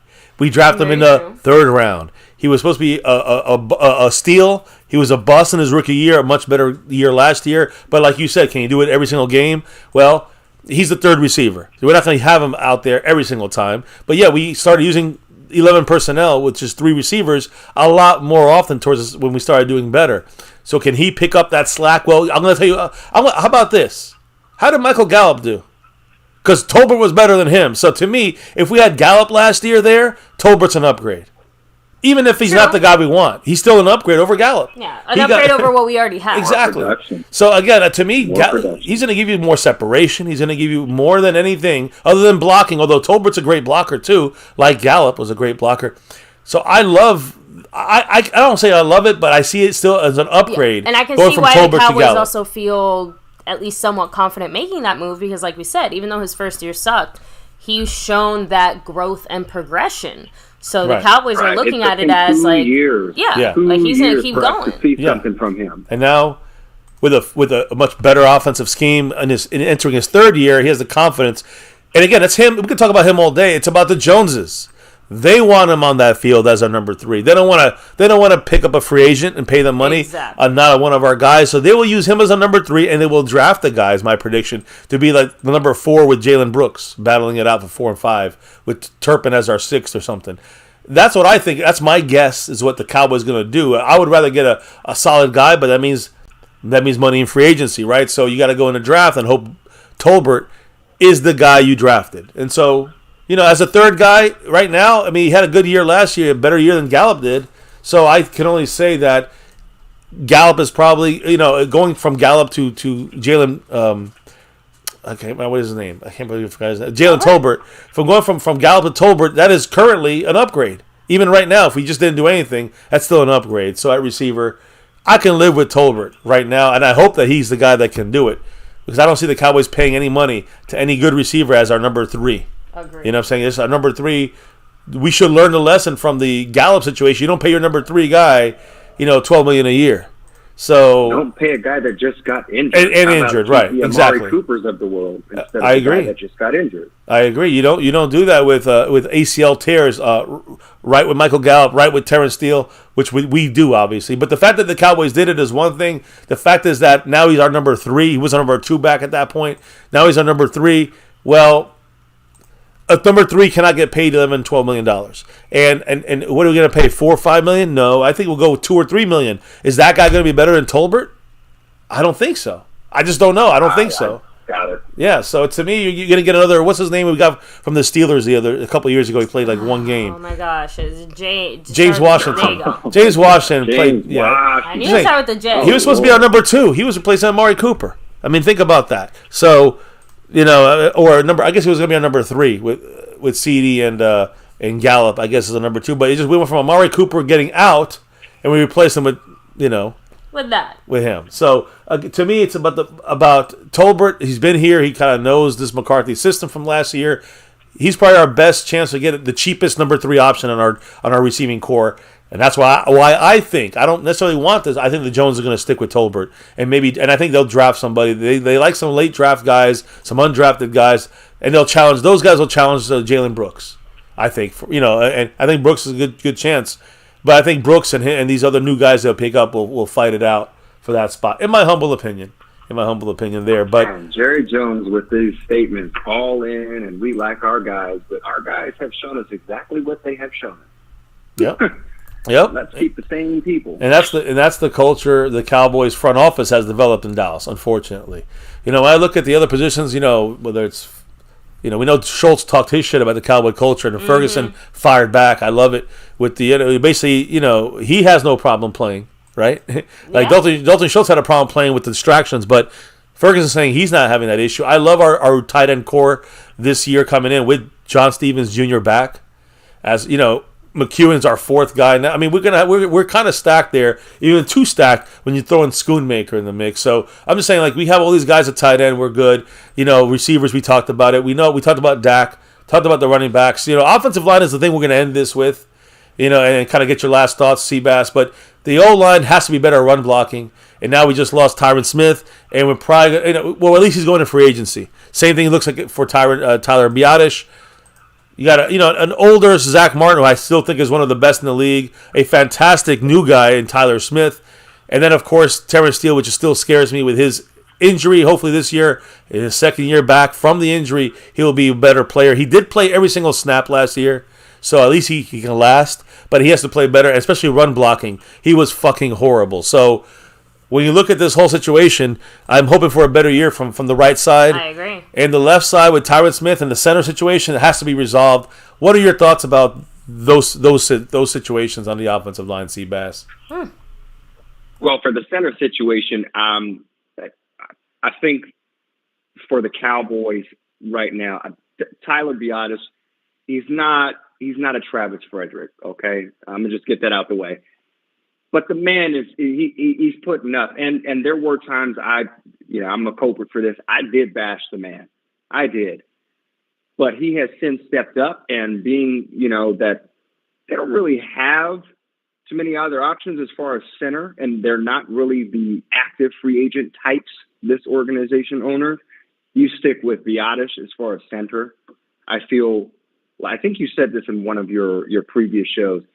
It takes time for these guys to develop. And I'm not going to sit there and excuse the fact that he's been in the league for as long as he has. But I'd still say that Biadasz is still developing. And he's an integral piece to that line. And if there's something out there that is much more shinier, it's prettier, or then you could go with that. But I don't see them having something better for that. Yeah, I'm with you on that because. And he's cheaper. With Biadasz, he's a Pro Bowler. I know he made it. Kind of slid in there as a replacement, but he made the Pro Bowl. He has great camaraderie with Dak Prescott, which is extremely important for a center and quarterback to have. Also, he's got to be able to trust that. Yeah. I mean, that's number one. Yeah, they make the line calls on that offensive line, and they have to have the same camaraderie with the left guard, the right guard, the left tackle, right tackle. So that's one thing he definitely has. And now the fact that we're losing Tyron Smith, does that mean that they can afford to lose Biadasz now? Cowboys broke off talks with them. It just seems the Cowboys broke off talks, so they're ready to move on. To me, if the Cowboys do that, even though it will suck to have to get used to this again, which it'll be okay, I think, in the end. But forget about free agency. I think the draft is the Cowboys going to hit this up, and I think it's going to be someone like the guy from Duke. His last name is Barton. And he is a mauler as a run blocker, as a guard. That guy is yeah. So I was just watching his videos earlier. Yeah, that's the guy to me. I would he would be a great 24th pick for the Cowboys, even trading back, add some draft picks, and get a guy like him. That would be our starter at center right off the bat. If Biadasz is gone. And, of course, probably it means T.J. Bassa starting left guard because that means Tyler Smith goes to left tackle, which I'm not a big fan of, but... I know. This is what I think the Cowboys are going to try to paint us with, saying, hey, T.J. Bass is our next big superstar. And there are already reports that the Cowboys are hyping him and Brock Hoffman up to a point where they should be starters. I was scared of. Yeah. Oh, man, that will kill Dak in the run game. And all the things we're talking about, receivers, tight ends, running backs, quarterback, it don't matter if this offensive line is going to be, seeping through. So, I don't even know what to say about tackle. There are some tackles you can grab out there, and they're actually a little cheaper on the left side right now, I think, than the right side in some situations. But, I mean, drafting somebody that could play. There's also other players you can get that are, versatile all over the offensive line. You can get in the second or third round. But then you talk about two rookies on your offensive line. Can you trust them fully? There's a lot of issues there if you go full blast. Yeah, so what's your thoughts on just finishing up on the offensive line and those other options out there for the Cowboys in the draft?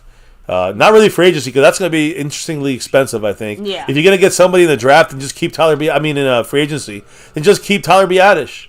What are you doing? You're going to pay the same or more for a center. I'd keep him. That's silly. Him. I mean, you can't really find anybody else out there. I mean, they're not going to make a splash in free agency for somebody of a greater caliber. You just. And I don't fully believe that the Cowboys have moved on off of Tyron Smith. I feel that was a money dispute. Maybe they'll revisit. I agree. I'm really hoping that is just one of those situations where, Tyron's camp is mad. Yeah, but I hope that gets worked out. Yeah, I mean to me that's a big deal because the only difference is you got to sign a left tackle backup in free agency. You don't have to look for a starter now, and that's the big thing. That's a big difference because you got to find a backup for Tyron Smith. You never know, but.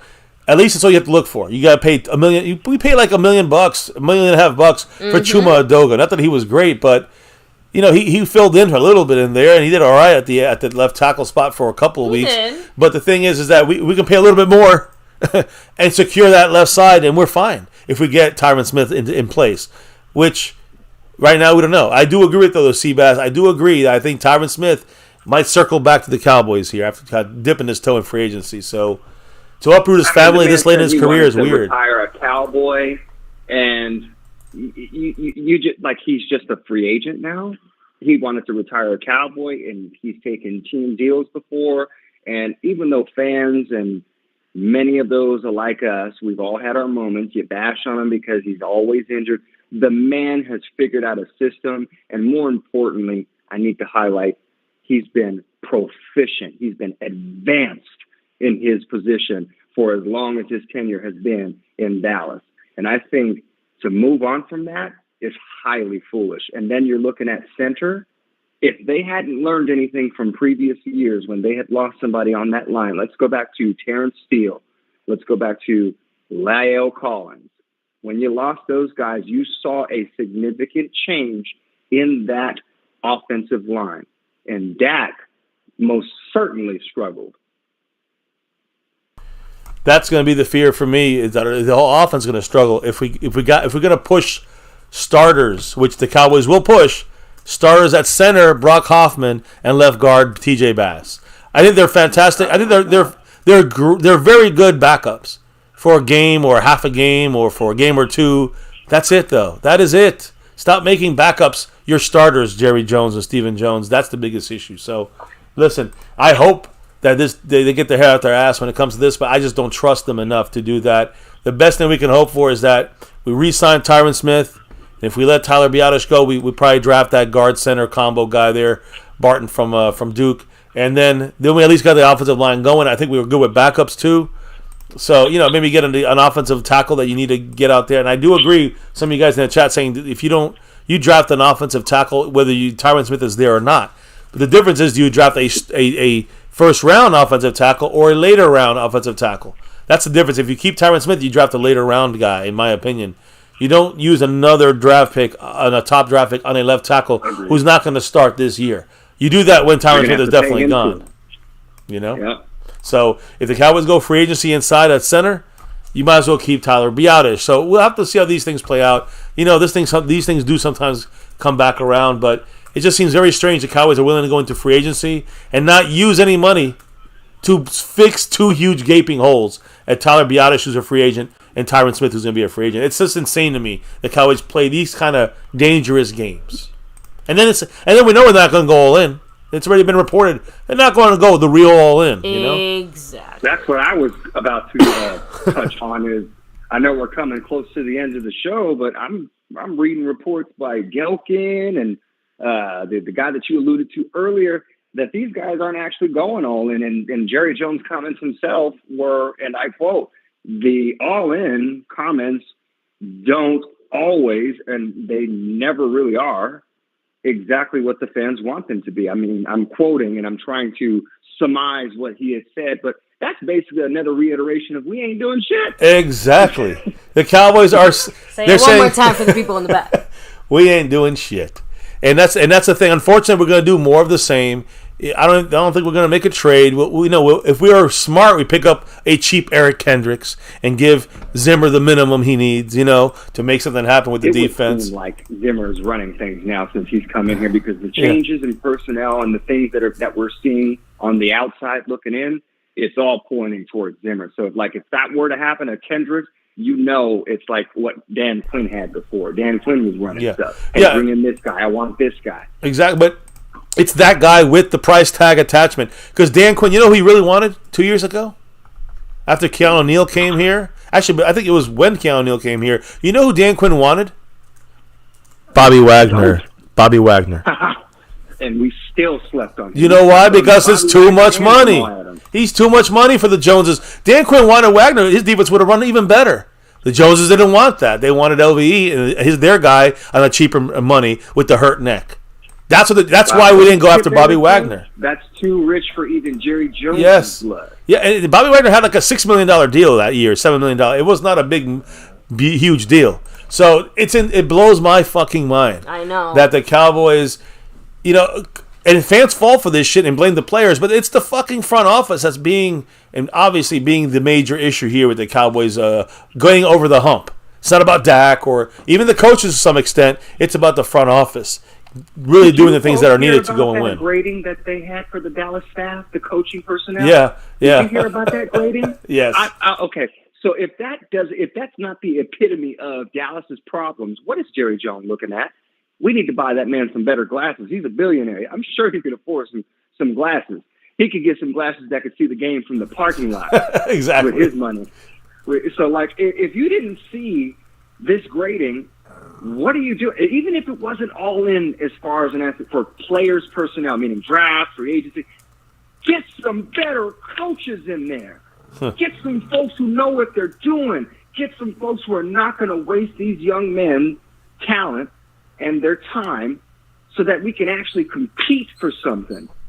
No. That's where the problem starts. It's like, I don't believe, of course, there are players that have and share their blame for missing assignments, drop catches, whatever, what have you. But that rating for those Dallas personnel, if that's coming out and that's being publicized the way that it is, I think that's a huge stain on Jerry Jones,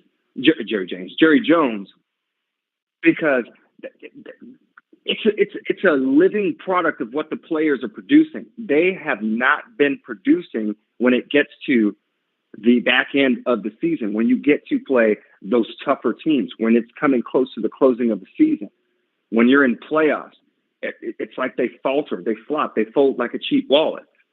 That, to me, is not players. That is coaching. That is personnel staff. You're not having the right folks in place to connect with these boys. And that's where it starts. They need to get some better. They need to get some better guys in there.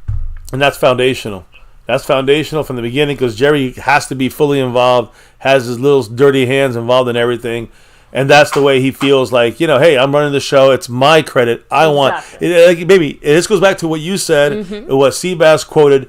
When it comes to Jerry Jones, they'd rather lose their way than win the right way. They make any other moves and changes that win in any other way, right? No, they'd rather go down with the ship their way and stubbornly. And the biggest thing is, obviously no one, I think I'm right. Yeah, obviously, you think you're right or whatever. But it's a little bit different when, again, you think you're right and you are the owner / GM, because, again, there's nobody firing you. I hate to say it, no system of checks and balances. The biggest problem is no accountability. That's the problem with this team from top to bottom. Starting with Jerry Jones. Jerry's not down there in the trenches with these players. He's down there. He's not experienced. He's not hearing what they're hearing. He's not saying anything different than what they're saying. They're probably saying the same things that he's saying. He's just not voicing it out because he's Jerry Jones. It's funny. But at that very fact, it's like we can't just keep going on like this. And I mean, I wanted to ask you guys about this. They said tomorrow at some time starts the what was it? Tampering. Tampering. Yeah. Tampering. What is that? What does that mean? So basically, at that point, agents and players' agents that are going to be free agents on Wednesday can start talking and making other deals with other teams. Oh, okay. So that's all it means. But if they did it today, it'd be tampering. They could lose draft picks. So tomorrow at 4 p.m. they can start tampering. Now I guess it's legal, official tampering for 2 days, and then the deals will become official on Wednesday. But you'll see a shitload of deals getting done, but they won't be official till Wednesday, because that's the first day of the league year. And that's what these 2 days are for, to get these kind of deals hammered out. So really, free agency starts tomorrow. Let's be honest. It kind of starts tomorrow, free agency. And then we'll see what he's going to do. I mean, like I was saying, we haven't seen anything come to fruition just yet. Yep. Nothing. And not even rumors. We're getting rumors. Yeah, from Cowboys are talking. I'm reading this right now as we speak, and it says Derrick Henry, from a lot of expected that this is a rumor coming from high executives for NFL owners teams, that they expect Derrick Henry to sign with the Cowboys. It's like, if that were true, we would have heard rumors from the inside sources. Yep, and they don't have that. And so those are just things to get clickbait from other fan bases to say, oh, what's going on? But in reality, the Cowboys, Jerry Jones has barely spoken to anybody but our own guys and their agents. Haven't spoken to Dak Prescott, agent. Yep. They've only spoken to Tyron Smith, Tyler Biadasz, and both these guys walked out pissed, basically. I was going to say, they managed to piss them off so bad, we're basically hearing we're losing them. Yeah, they're out. So when you look at this in this way right now, I mean, you know what we've heard from Micah Parsons? Remember what he said? When we lost the game and he was on his podcast, we discussed it real quick in passing, and I kind of brought it to my attention as we close this down tonight, what Seabass was saying, what you're saying, that, losing their way or whatever it is stubbornly. Mm-hmm. The key is, what did Micah talk about? He said that, we have to have more accountability on the field, players, the coaches, us, himself. Got to take more accountability, right? Yeah. Who has no accountability assigned to his job? Jerry Jones. That would be Jerry Jones himself. Jerry Jones, exactly. He has no accountability. No issues about. So what? How is that? That trickles down to Steven, to this guy, to that guy, until it gets to the coaches, until it gets to your players. It's just the way that how about a ruined culture? That's Jerry Jones, not accountable for his mistakes. No one's accountable for their mistakes on the team, and that's the overall issue. I think that's poisoned the Cowboys' blood right now. For many, many years, the way that Jerry Jones has not been accountable for his mistakes, for his true issues. And it's never going to change. We're never going to win if he continues to avoid those issues, if he continues to avoid the issue he brings to the team, which is, it's 28 years, going to be 29 years, so it fucking sucks. That's all I'm going to say. Any last words there, Seabass? So we're closing this down for tonight. And appreciate you here. All the over everything level to come on here and chat with us from the over everything level. Appreciate you, truly do, man. And again, we're gonna do the March raffle. We'll see if you get a jersey there, because you get bonus raffles when you are in the over everything level as well when it comes to raffle entries. So appreciate you, brother, and love your insight, love your discussion. Thank you for having me too. Hey, of course, love your comments in the chat all the time. So give us a wrap-up of your last thoughts on our Cowboys going forward as we head into free agency, because we're going to touch base with you at the end of the month. And we want to know what your thoughts are going to be then after the free agent moves that we make or maybe don't make, or lack of free agent moves. So what's your thought here as we close it down going from the show today as we go into free agency? I'm kind of thinking that Jerry, with all of his surrounding, I'll call them issues for lack of better words, he's not really all that delved into the Cowboys. The Cowboys are the most expensive, most valuable sports franchise in the world. So even when he is losing, he is winning. And it does not bother him that he does not get to a Super Bowl, because he is still making money. It does not bother him that he's a one and out in the playoffs, because his team is still making him money. That's where I think Jerry Jones is at. Stephen Jones, on the other hand, I think he's a little financial diva, because if you guys remember, there was a rumor back that someone had called him and asked him about what was the projected name? Yeah, the projected. You talking about in the draft? They asked him about Matthew Stafford. That's his name. And he didn't even know the dude. Well, no, I don't think it was Stafford. I think it was. It was somebody else, but I do. No, it was. I think it was DeAndre Swift. Thank you, Mike Aldana. I think it was DeAndre Swift, because he didn't know who DeAndre Swift was, and they traded him. They traded him to the Eagles. It's like Jerry and Steven, if you're not going to have Will McClay do his duties, why is he there? I agree. And the worst, he has to deal with it the way the coaches do. Whatever money they give you to spend, you go ahead and make a deal. Whatever they want for this position, you get the best one. But from their requirements, and it wasn't even about that, because Stephen Jones didn't even tell Jerry Jones about this. On that call, he didn't know who it was. He hung up the call. 5 minutes later, the guy calls back, goes, "No, I'm not interested," and never even talked with another person about it. That's not good management. Even shared that. Yeah, that is horrible management. That is what set it off for me. Is like, we as fans, we've known this is the organization, this is these two, this is what they do, this is how they operate. But when you want to stoop to a new level of stupidity unheard of to humankind, that's what you do, Stephen Jones. That is exactly what you do. Yep. That's a shameful thing, honestly. Shameful. Well, That's the way to end it, I guess. It was a shameful I knockout of the playoffs by the Packers to us. That was shameful. I'm ashamed by that, and I think some Cowboy players are ashamed, but at the same time, there's nothing you can do but just try to maybe come back we'll next see year, if they've been shamed enough this upcoming season. Hey, Seabass, appreciate you, brother. I truly appreciate you being in the top shelf level membership here in the Over Everything, and of course, loving the fact that you were able to appear on the show. Appreciate you coming on here and giving your thoughts on our Cowboys. A great breakdown on all sides of the ball here. Coaching, front office, offense, defense, draft. The ending of the Green Bay loss there and to the future, right? So much love, Seabass. Anything you want to say here to the fans, the family, about where you're going to be, your channel, anything you want to shout out in the chat when it comes to you, anything you want to promote or speak on? I'm just a friendly voice. I don't have any of those handles. I just like to be a fan. I like to sit down and be a sponge and soak up as much as I can. Things I didn't know. I like to join the show. I appreciate you guys having me on the show. And I don't really have a handle to put out there, but I will say thank you and I appreciate it. And I'm looking forward to the next time I hop on. Hell yeah, we're definitely it's definitely gonna be some news coming up. Yeah, I was gonna say, hopefully we have some bigger moves to discuss as far as our Cowboys. Like I said, it's going to be one of two things. It's going to be either a move that we're like, hell yeah, or no moves and shitty moves that we'll be like, there we go again. So that's here we go. And that's probably what we're going to be doing. There we go. So here we go, as Dak said, as we went to the offseason. Yep. Brother, appreciate you again. We're looking forward to see you at the end of the month sometime. And you know how it is here no matter what. As always, go Cowboys! You know Cowboys. it. Hell yeah, brother. Appreciate you again. Thank you. Can't wait for the next time.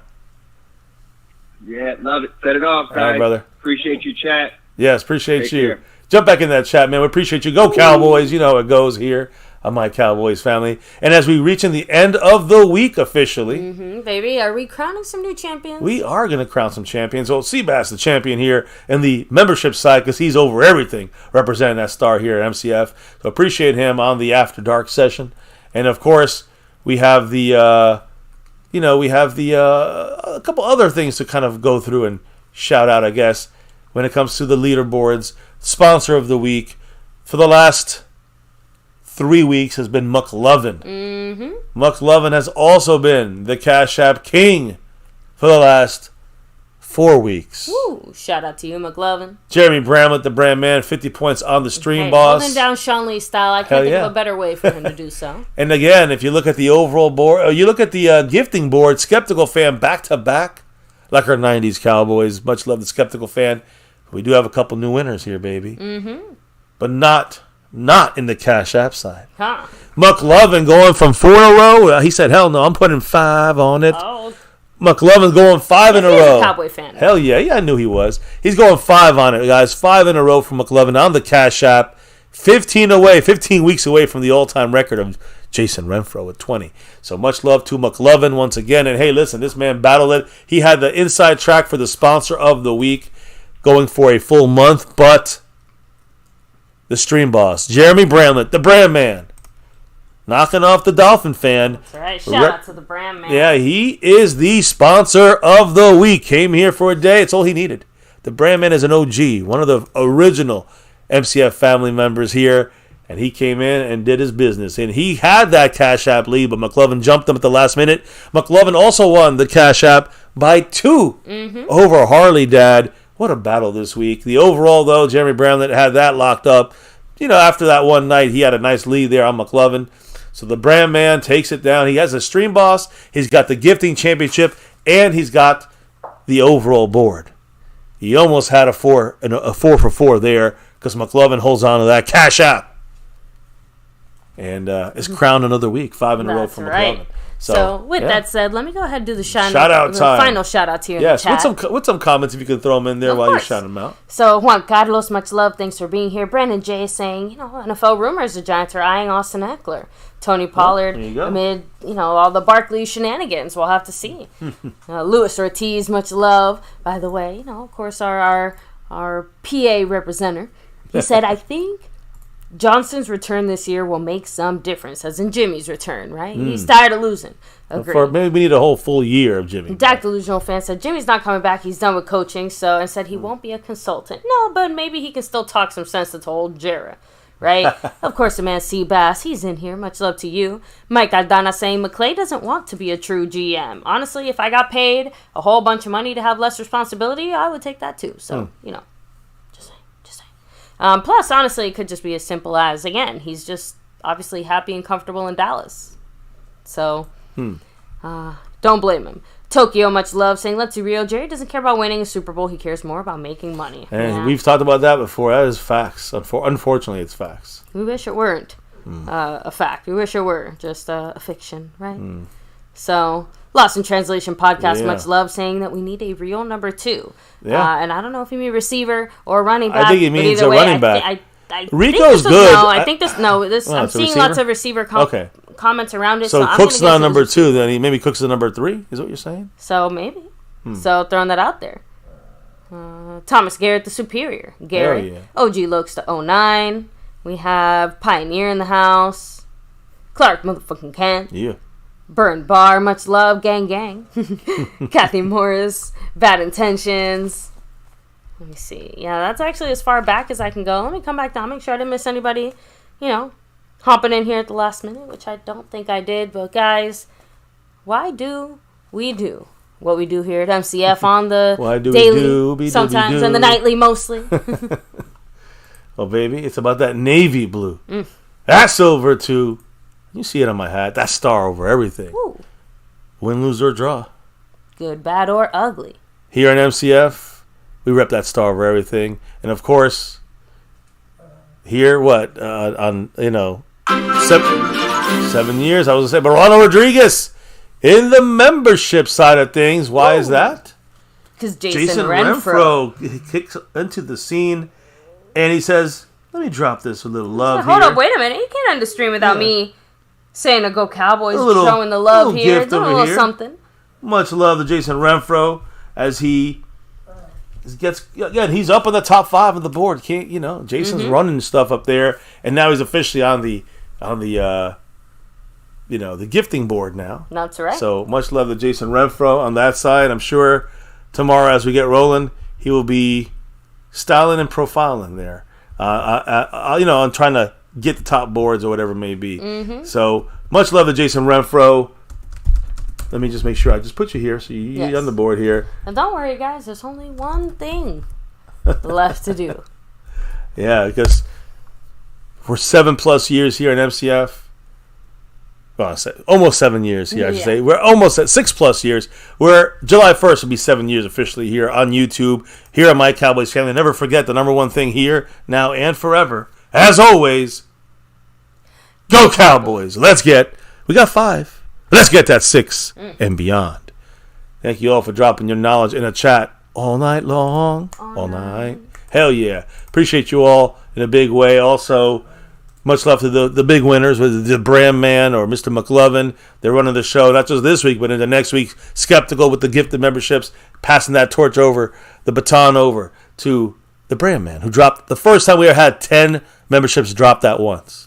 So he's got that record too there. The Bram Man and the OG back in the place to be as our sponsor of the week. McLovin's still holding that crown. That's right. And, but Bram Man has everything else held down. So appreciate everybody dropping in here, dropping the knowledge, dropping the love. Again, the knowledge we learn, you learn, we all learn. The love, we can't do this without your support and your whatever it is, whether it's a gifting membership, the love, donations, however, can't do this without your love and support, guys. But now, it is time to clock out and drop out officially for the night. Relock and reload, not just for tomorrow, but also a whole new week kicking off. Free Agent Frenzy Week starting tomorrow.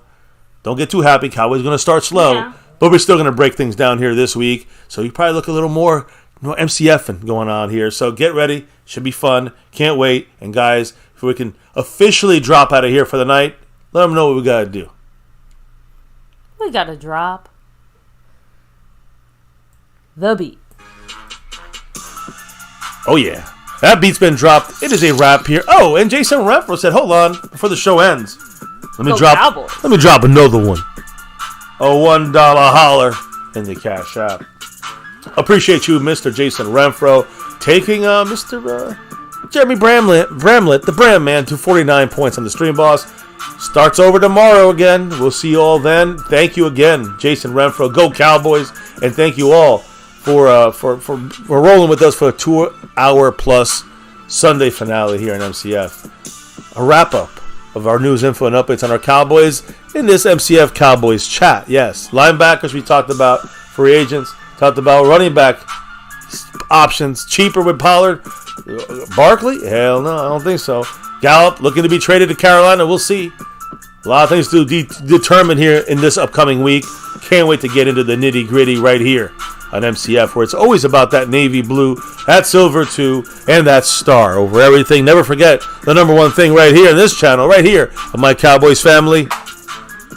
Much love to all you guys in the house, keeping it going and flowing. Don't forget to hit that like button for the stream. It helps the analytics. Hit the subscribe button for the channel. Keep it growing. Keep the family going. And, of course, notification bell. Move that to all videos, on to all videos, so you know we're going live on the daily, the nightly, the whatever. Every single day we do something. Shorts, live streams, whatever it is. Appreciate you all along for the ride. That's right. Follow us on @MyCowboysFamily on Twitter, @MyCowboysFamily, and every social media. You got a Discord. All the description of things are in all the information in the descriptions, and on and on and on. Have a great rest of your weekend, start of your week. Have a good night. Peace out, and never, ever forget, Go Cowboys!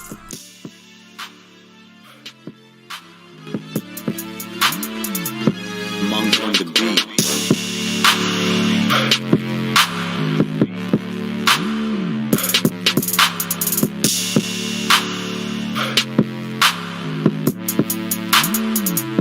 Monk on the beat.